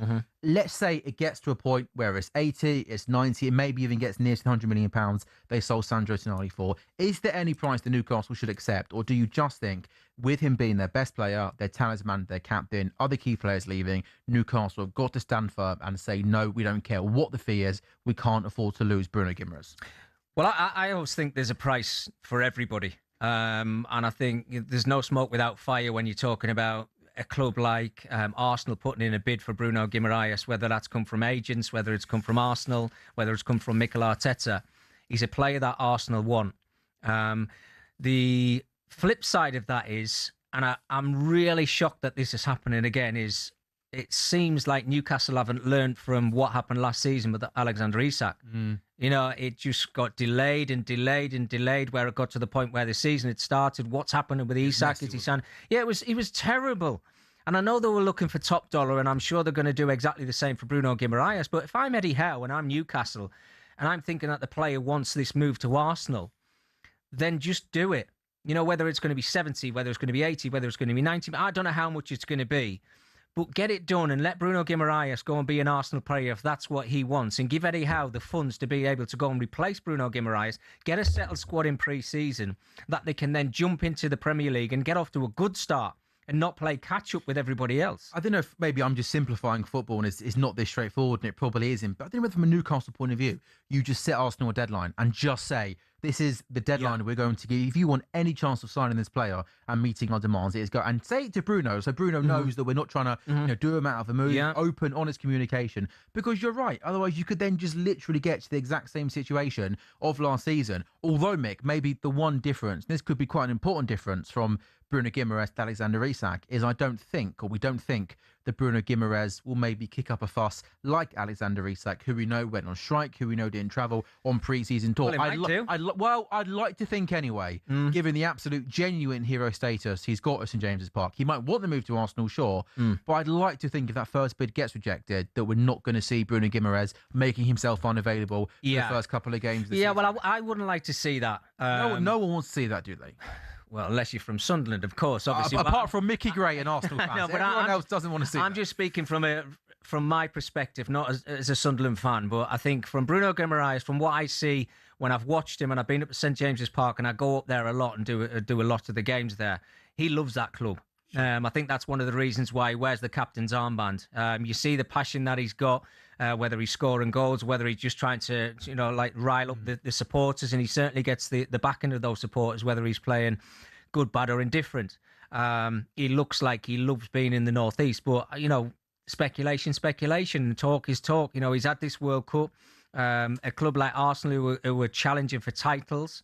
We know that Bruno's he's won a trophy at Newcastle, but is he going to win anything more there than a domestic trophy? Personally, I think while he's there, I don't think they are. They might win another domestic trophy. He wants to be challenging in Champions League football. He wants to be challenging in Premier League football. But you're right in what you say about Newcastle. Newcastle can't get this wrong again. If Arsenal have touched base with Newcastle, there's a figure for Bruno Guimaraes. And if, let's say, for instance, we're talking top dollar, and we've seen two really talented midfield players go now for 116 and 117 million pounds. They will not sell him for less than 100 million pounds. Well, it's age. I think that's one of the things that he hasn't got on his side. He's not old, he's not young, but he's not Rodgers and he's not Anderson age. Or even Tonali age, to be fair. Exactly. Yeah. So I think that's one thing you've maybe got to take into consideration here. So let's say between a bracket of 70 to 90 million pound, right, for instance. But if it's going to happen, just do it. Go to Newcastle and say, right, top dollar for Bruno is £75 million. That's what we're going to sell him for. If you're not willing to reach £75 million, he's going to be playing for Newcastle next season. And it just ends all the speculation. You know he's going to be a Newcastle player. The player's then settled. He knows he's going to be at Newcastle next season. And then he can just forget about it. But until that happens, this is going to go on and on and on. And it's going to leave Newcastle, Eddie Howe, the football club itself, in turmoil, thinking, is he a Newcastle player or does he actually want to leave? And we'll get to that point, like we did with Isak, where he will have to turn around and say, I love my time at Newcastle, but I want to leave now. And that is not what they want. And then, you know, Eddie Howe will give a press conference on that Friday before the game against Liverpool on Sunday, and it'll be Bruno Guimaraes is not available because he's not in the right frame of mind. And that's when it's like, you know, fans pay their hard-earned money to go and watch their team, and, you know, he's on big money and he's contracted to the club and he's not playing because of another potential move. Final one on Newcastle, finished 12th last season. Mentioned recruitment not being great, but I don't know how many of your mates are Newcastle fans, but some of the Newcastle fans I was speaking to and see on social media, maybe there's a split now on Eddie Howe, and maybe it's, you know, thank you for the great things you've done for our football club, you know, winning that trophy, Champions League football. Maybe there's some Newcastle fans to question whether he might be the right man to take them to that next level. How do you see that? Well, the talk got louder and louder towards the end of the season. And I think, you know, it kind of after the season finished, it quietened down a little bit. And I think everybody was kind of, from a Newcastle perspective, we kind of turned around to saying, well, look, I think Eddie actually deserves to start next season as Newcastle manager. But I think he will know, as well as the owners at that football club, if he doesn't get off to a good start, there'll be a lot of talk. And I hope he does get off to a good start. The Saturday session on talkSPORT, the talkSPORT website, talksport.com, the place to be for all the latest breaking transfer news. The Saturday session is with you until 4 o'clock this afternoon. Coming up next, we turn our attention to darts, the World Match Play semi-finals this evening. Luke Littler in action against Dirk van Dijvenbode. Gerwyn Price against Jan van Veen. It's set to be a wonderful night of action. talkSPORT's Ian Danter joins us next.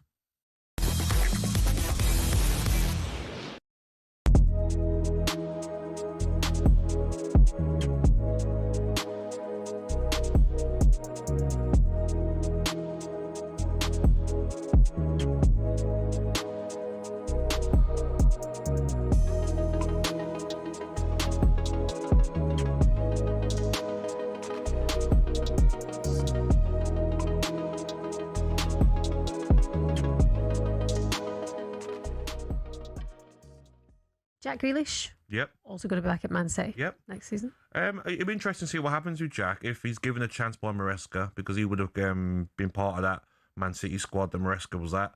Or will the manager think, no? And will Jack think, you know what, maybe I want to move on? I think it's still early doors. I think we have to see what happens over the next 6 weeks. You know, still 6 weeks left of the transfer window. Start of September, it closes. I don't see him staying there. I see him moving on. Where? It wouldn't surprise me if he moves somewhere else in Europe. I don't see him staying in the Premier League. So I think he's still got 1 year left, I think, of his contract. So the wages as well, will that be a problem for some of the clubs, maybe in the Premier League? But don't rule out maybe back to Everton. David Moyes loved him. Yeah, he did well there. Yeah, he done very well there. He did well there. Okay, interesting. And then, of course, Rodri, reportedly waiting for Real Madrid president Florentino Perez to sanction his return to Spain. And then there's growing support for the move in the capital after he skipped them to the World Cup.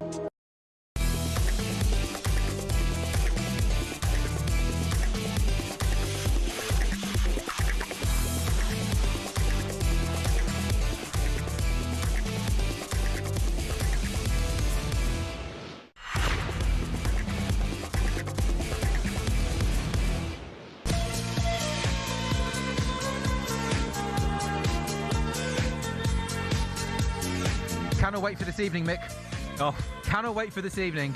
The World Match Play semi-finals are here. It's Sam Ellard, Micky Gray with you on talkSPORT. The Saturday session with you until 4 o'clock. It's been a great week of action at the Winter Gardens in Blackpool, and we have our semi-final lineup this evening. Luke Littler, the defending champion, the world number one, taking on Dirk van Dijvenbode, who's been the surprise package. He knocked out Michael van Gerwen and Gary Anderson to get to the semi-finals. Elsewhere this evening, Gerwyn Price taking on Jan van Veen in what should be a mouth-watering contest. From 7:30 this evening, you can listen to commentary on talkSPORT 2. You can also catch it on the talkSPORT Darts YouTube channel. Ian Danter is part of our commentary team and is with us on the Saturday session. Good afternoon, Dance. How are you?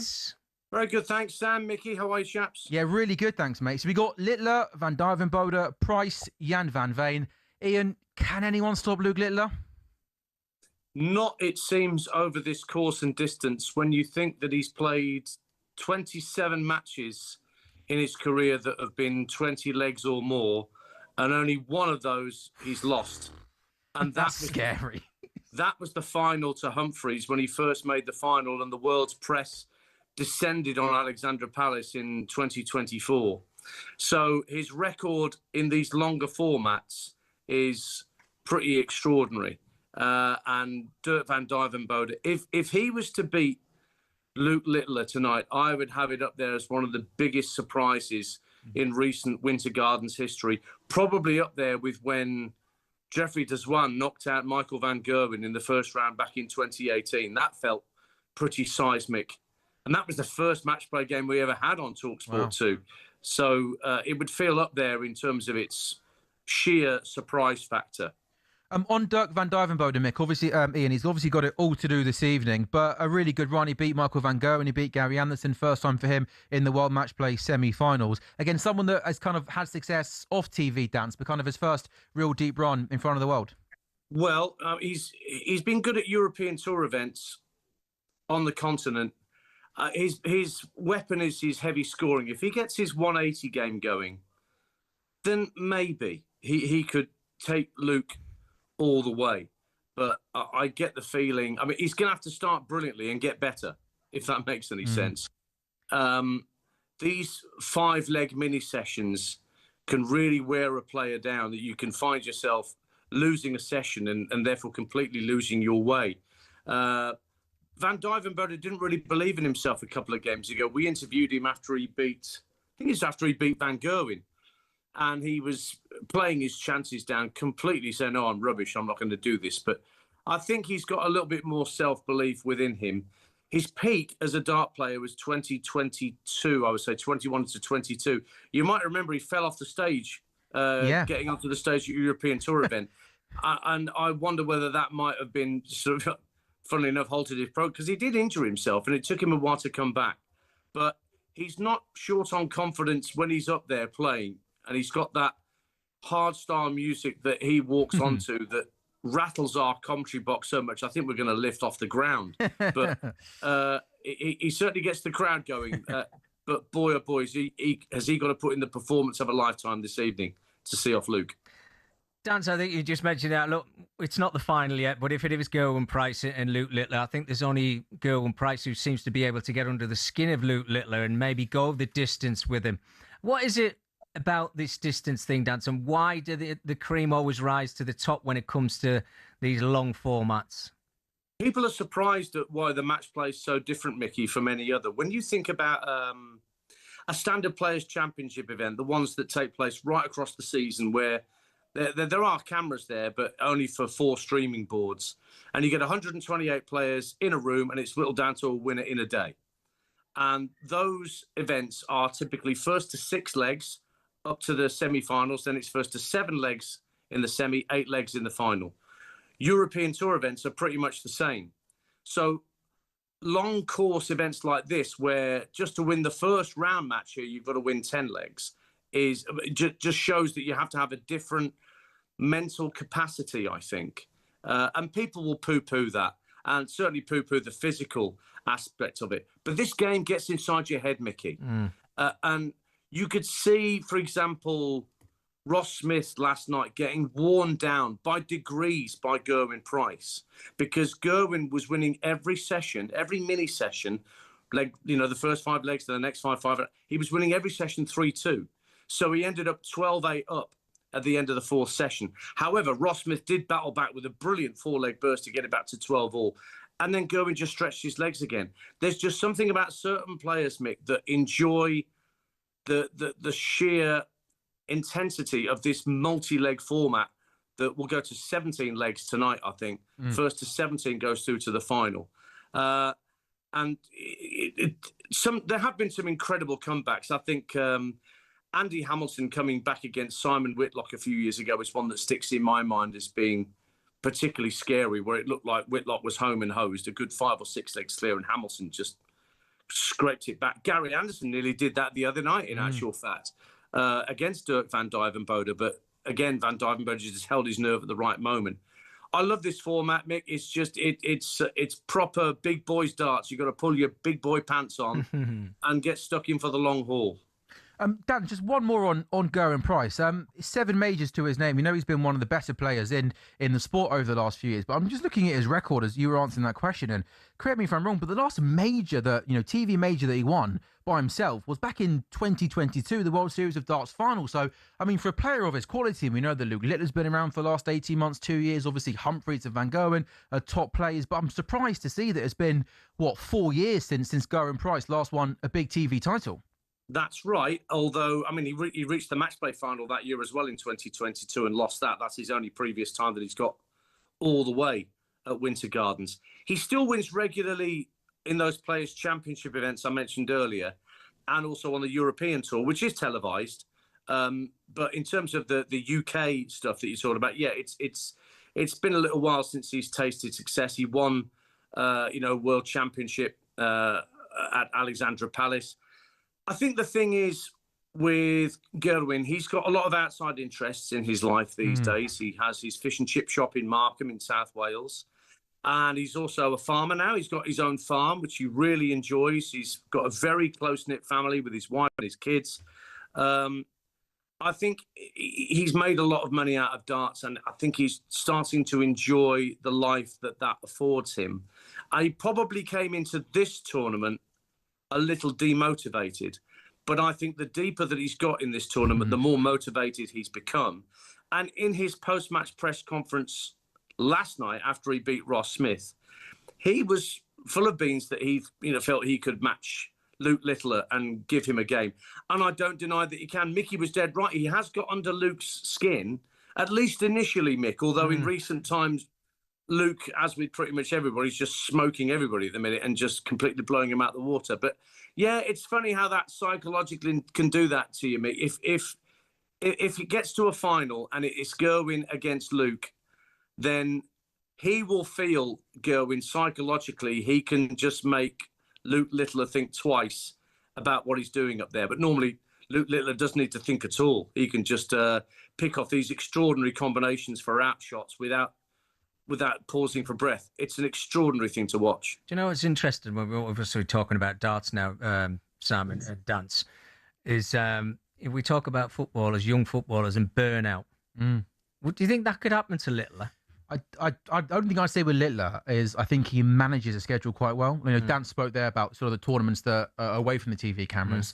I don't think he's played in any of the championship events this year. And I think, Dan, there might have been a couple of European Tour events, but I'd say, Dan, that I think it's a really good point that Mickey's mentioned. He's managing his schedule really well, and he's basically just playing the big TV tournaments plus a couple of the kind of World Series events, Dan. Yeah. He was at the World Series in Bahrain and Saudi Arabia when I was there in January. But you're absolutely 100% correct, Sam. He's not played in any of those floor tournaments, the Players' Championship events, which means he needs to qualify for the Players' Championship finals just before the World Championships. But in order to do that, I would suggest he's probably got to win one, maybe win two, or win one and get to a final of another to get into that qualification spot. He's got his schedule. He doesn't like playing in Germany. Particularly, he will go there and play. He will go there in October because the one remaining ranking major that eludes him is the European Championships, which is in Dortmund, and he's not won that. And his plan will be, and believe it or not, he will feel this is particularly achievable, is to hold every major darts trophy by the end of this year. No, it shouldn't be allowed at that age, should it? It's amazing. It's what he does. It's what he does, and he has this nonchalance about him. He's a lovely kid as well. But for people who think he's somehow aloof, he's not. He's shy, but he's very approachable. When you speak to him, he's full of airs and graces. He's a delight to speak to. But when he gets on that hockey, a switch flicks in his head. He starts staring through the board. And he just seems to be able to pull off the most extraordinary stuff, leg after leg after leg. I think he was averaging something like 11.8 darts a leg at one point, which is just ludicrous numbers. But look, he's got 3 people up against him. He's got to get past Dirk van Duijvenbode tonight. And we haven't even mentioned Jan van Deen, who is number 3 in the world, hasn't hit the heights yet. But he's a guy that was playing World Youth Finals against Luke Littler 3 or 4 years ago. And he's beaten Luke before. So, he will feel he's got the goods somehow to give Luke a game if he gets through to the final tomorrow night. But I'm sure Gerwyn Price will have plenty to say about that. But it should be a brilliant, brilliant night of darts with us tonight on talkSPORT 2. Dance, thank you for joining us and have a good night, mate. Ta-ra! Cheers, Dan. Ian Dancer, part of talkSPORT. So I know we probably have to say this because it's on talkSPORT, but I genuinely mean it when I say it. talkSPORT's team of darts commentators with Paul Nicholson, Chris Mason, Dance, genuine knowledge. And when you're listening to it, they make you feel like you're there, and they got great insights. So yeah, it should be a really good evening tonight. Semi-finals on talkSPORT 2 from 7:30 and the talkSPORT Darts YouTube channel. Same time on talkSPORT. We've got the Commonwealth Games. Following that on talkSPORT, we've got the Anthony Joshua fight. So no football this weekend, but plenty going on in the world of sport. It is a Saturday session, and we're on talkSPORT.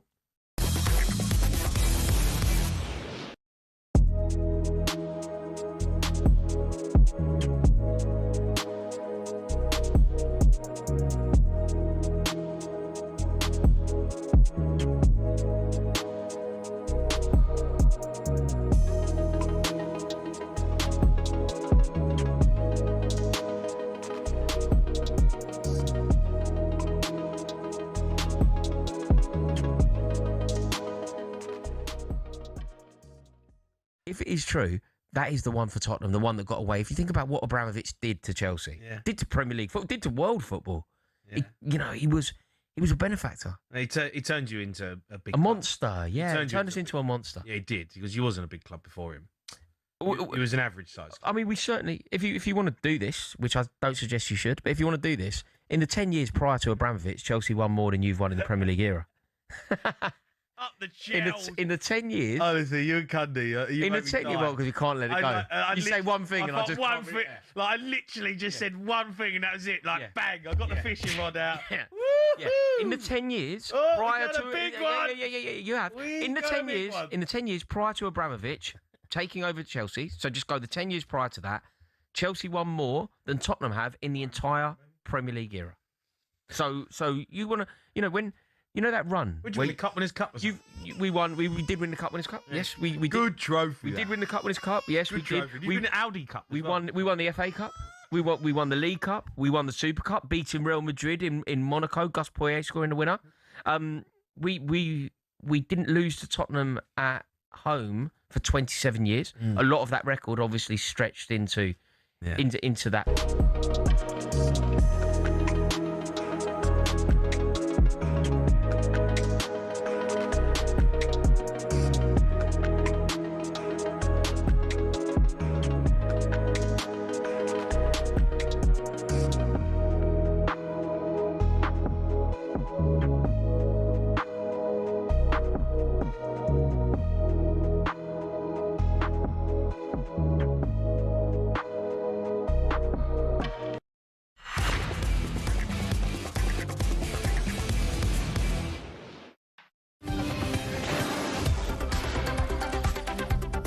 A very good afternoon. You are listening to the Saturday session. Sam Ellard and Micky Gray are with you until 4 o'clock this afternoon. Then at 4 o'clock, it's the Transfer Insider Show. And I've never seen this before, Micky, at talkSPORT, where it's quite normal for one of the presenters to come in and do the handover. But I've never seen the other presenter watch the handover through the production room. That's what we're bringing.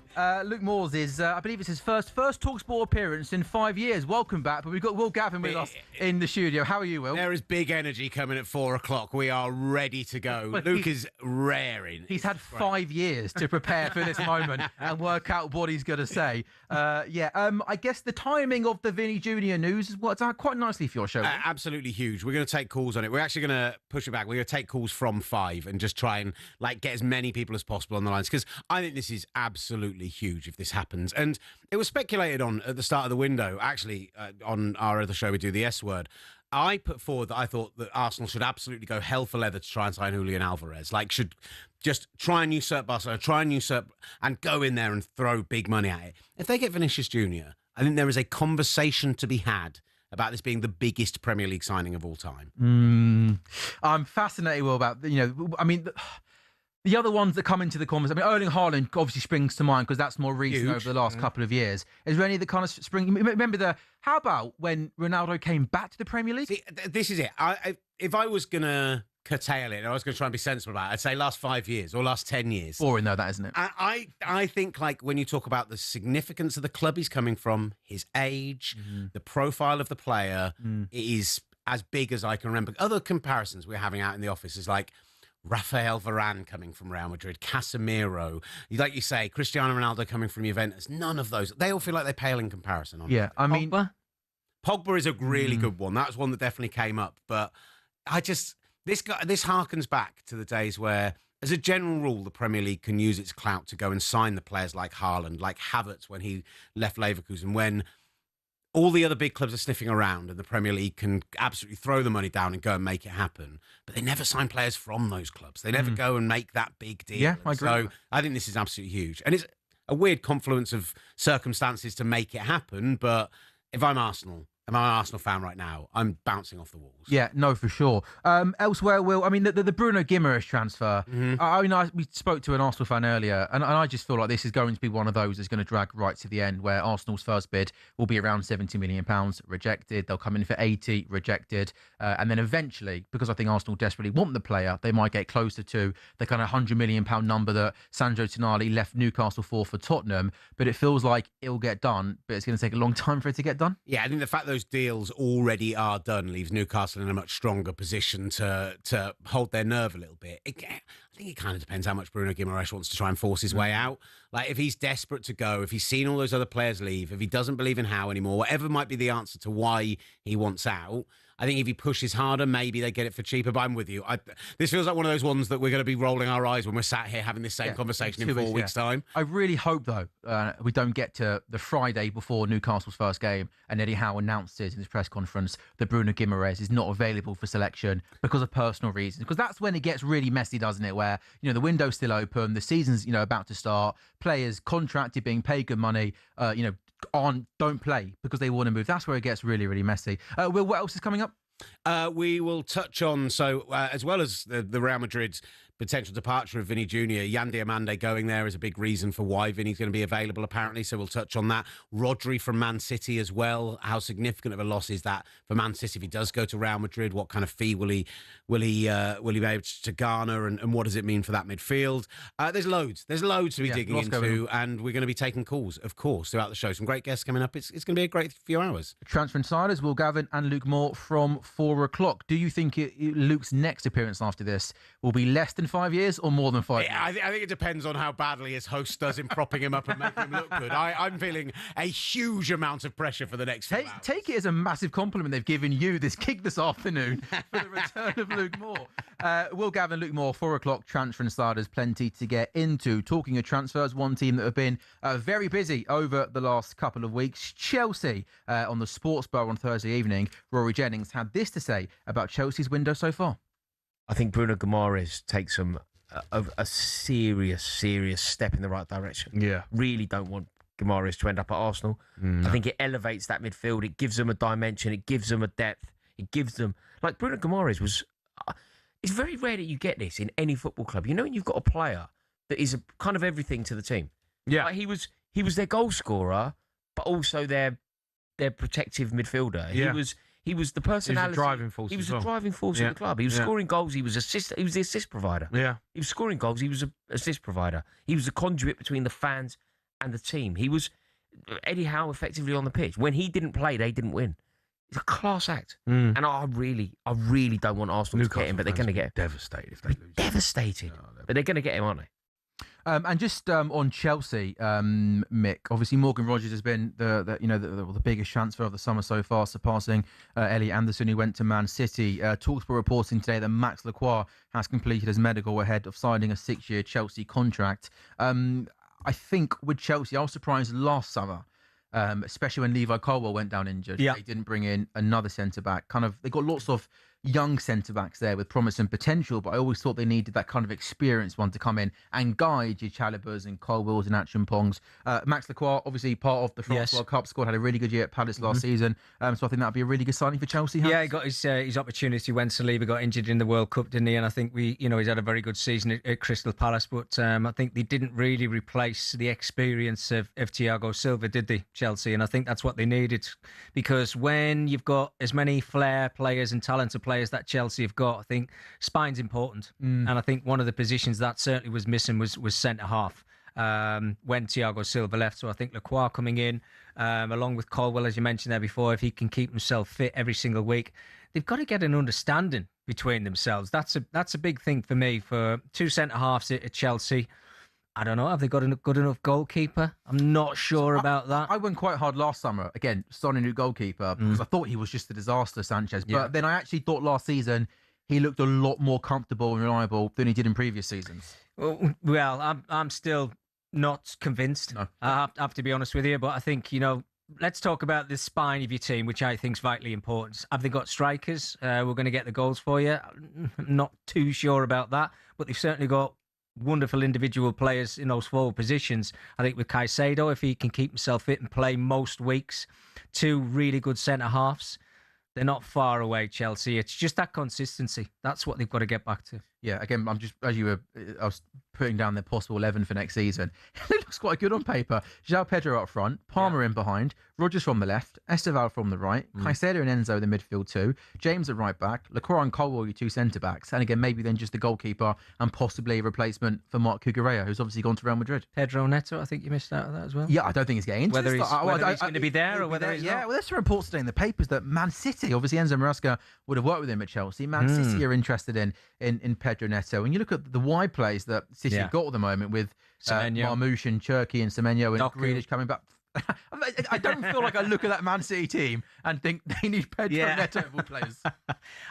There's so many talented wide players now. I think what I'd like to see is, and I know it's part of the game now and the systems that we play and everything, but I'd like to see a left-footed player play on the left-hand side, a right-footed. How old school of you, Mickey? Yeah, I know, because I think, centre forwards, if you like, they thrive on crosses most of the time. And that's where they seem to get the goals for. But we seem to be talking every single week about somebody buying a striker and are they going to get 20 goals? Well, they're not if you're going to have two wide players who are playing right-footed on the left-hand side and vice versa on the other side as well. But I don't know. It'll work somewhere down the line. There's too much talent around at the moment. But people like Pedro Neto and players like that, they're there.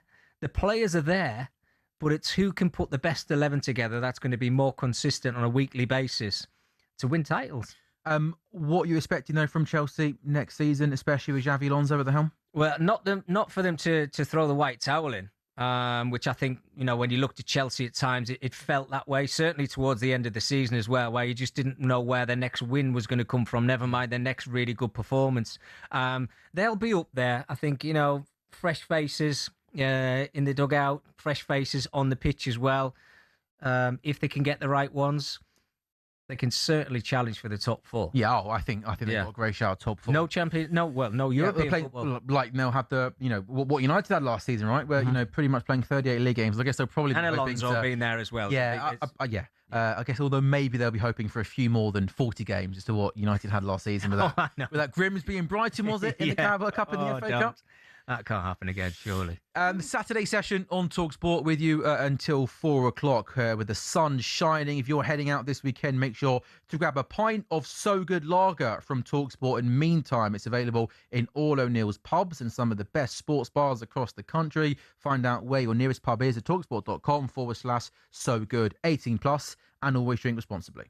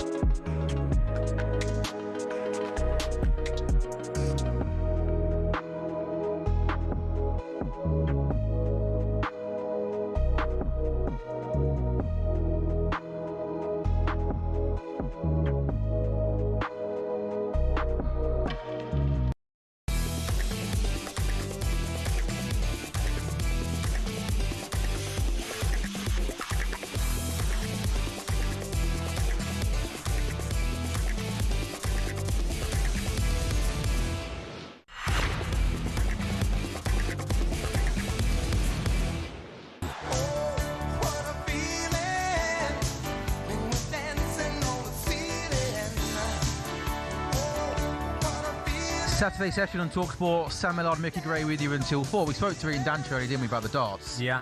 I don't know off the top of my... I don't think so. But this feels a very darts walk-on type of song, doesn't it? And I don't think the player walks out to this. I don't know why. When it played, I just thought of the next darts player bursting onto the scene. What would yours be? Oh, I knew you were going to ask me that And what would your name be? Huh? You can't put me on the spot. I'm nowhere near a good enough presenter. Don't tell me you haven't thought about it already. I'm nowhere near a good enough presenter to be put on the spot like that and come up with a good answer. I think a walk-on song, it would be something cheesy. Maybe something like Shut Up and Dance With Me.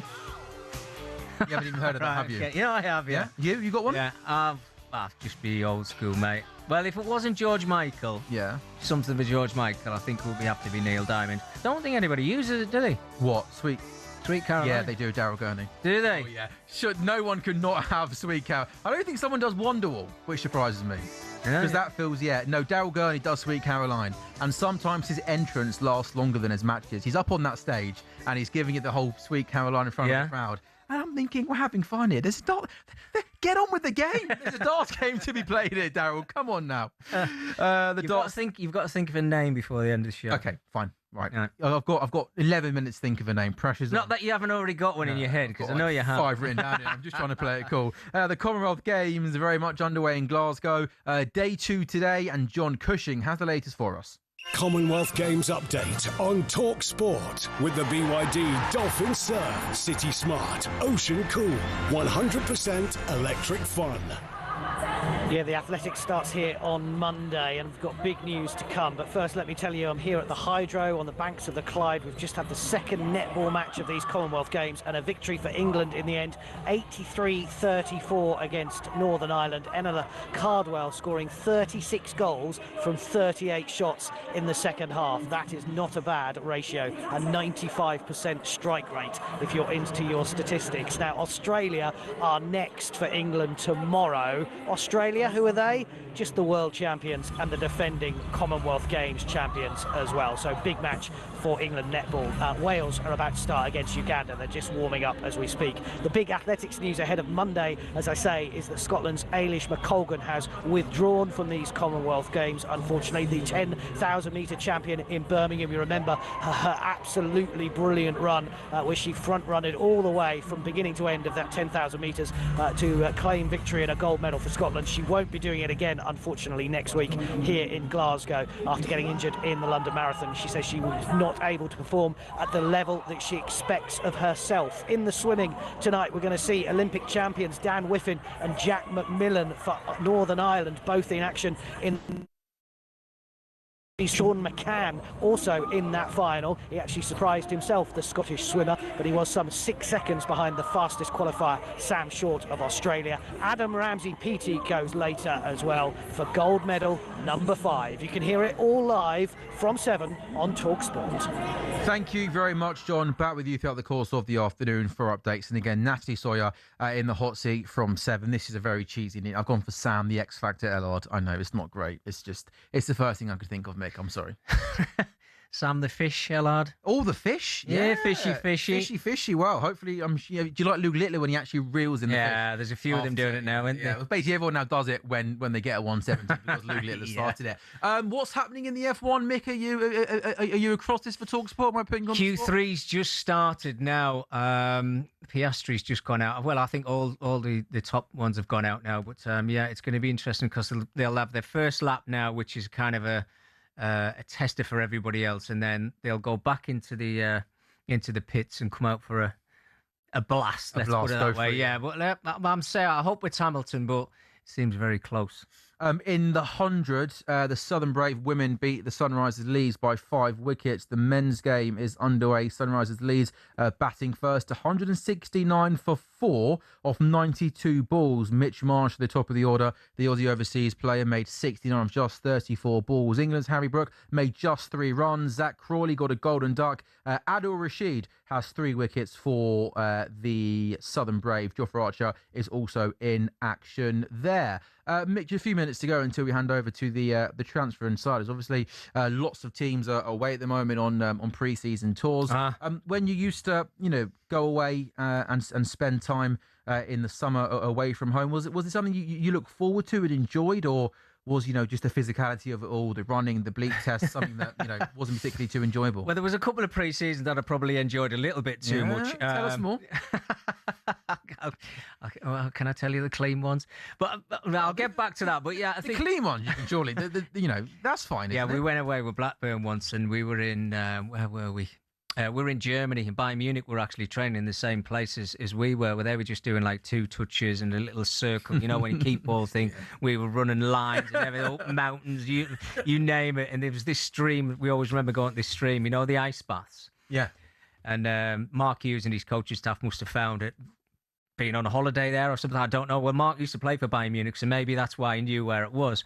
We had to go to this stream after training every single day. And when I say cold, I mean... Grim. Freezing cold. And Shefty Kuchi, you remember the centre forward? He used to celebrate, didn't he, by just jumping? Oh, well, that's what he did. He dove in it.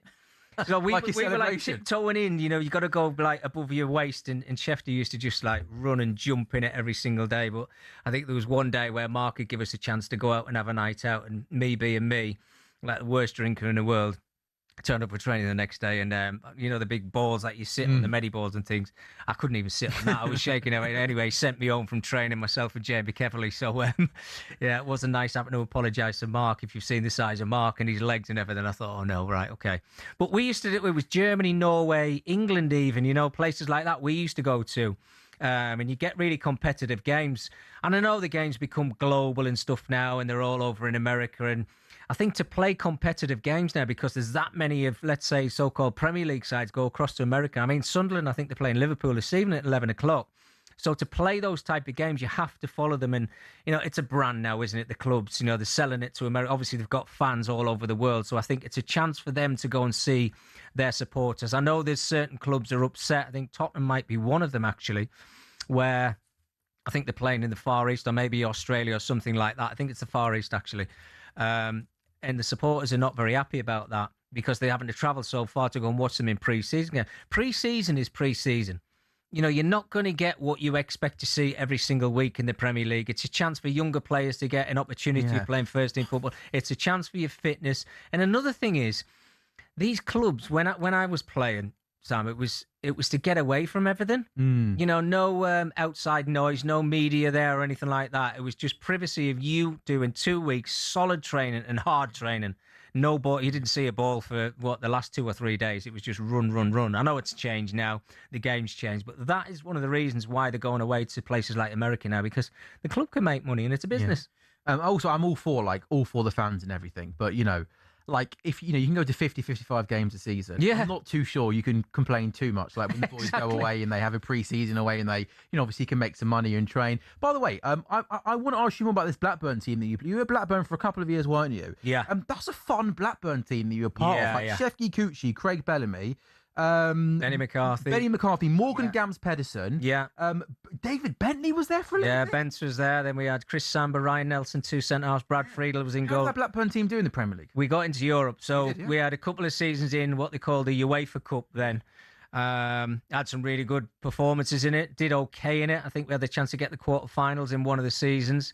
But we came up against, I think it was Leverkusen, I think we played, and we played them away and they thumped us, and then we brought them back to Ewood. It was a 2-legger, and we thought we'd get a decent result against them, but it never happened. But like that side, when you got into Europe, were a good side. Were you kind of expected to challenge for Europe, or was it a little bit of a surprise? I don't think to win it, but I think we're expected to get far just because of the team that we had. Sure. I mean, it was great. Don't get me wrong, and that was Sunderland's my team, and I was there for 12 and a half years, but that was the best dressing room I've ever been in. Really? Oh, they were class. I mean, if you don't mind me, how did that move come about? Obviously, you were at Sunderland up until 2004. Yeah. You played nearly 400 times with them. How did that move come about to go to Blackburn? Well, I went to Celtic on loan, and one of the reasons was to go and play against Rangers, which I got, and we beat them 1-0 at Ibrox, and then I think we had, they had Champions League football, so I played against Anderlecht, I played against Lyon, I was on the bench against, I think it was Bayern Munich. Nice. And Barcelona, I think, was another game as well, which I didn't play in, but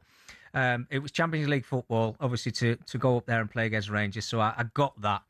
And while I was there, I think it was Graham Souness who called me up. He said, "What's happening with your contract?" I said, it looks like I'm leaving Sunderland. He said, "Well, come down."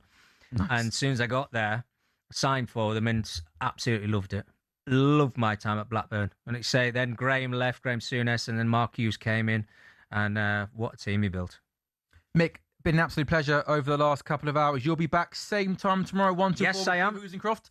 This has been the Saturday session on talkSPORT. A huge weekend of live sport, in particular on talkSPORT this evening. The Commonwealth Games from Glasgow from 7 p.m. That's followed by AJ returning to the ring at 10. The World Match Play Darts semi-finals live on talkSPORT 2 from 7:30. And don't forget, for all the latest transfer news, including the big breaking news this afternoon regarding Vinny Jr. and Arsenal, go to our website, talksport.com. But coming up next on talkSPORT, Transfer Insiders with Will Gavin and Luke Moore.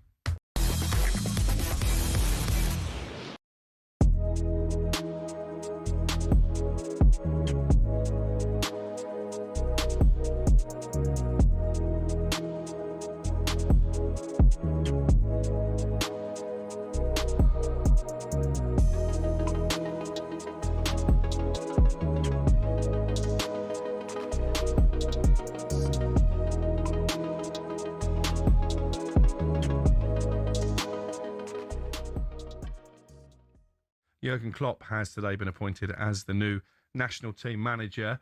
As a Liverpool fan, would you spend the money on Diamonde as a sort of up-and-coming prospect, or would you go for Barcola as the ready-made replacement for Mo Salah? I'm not sure on Barcola.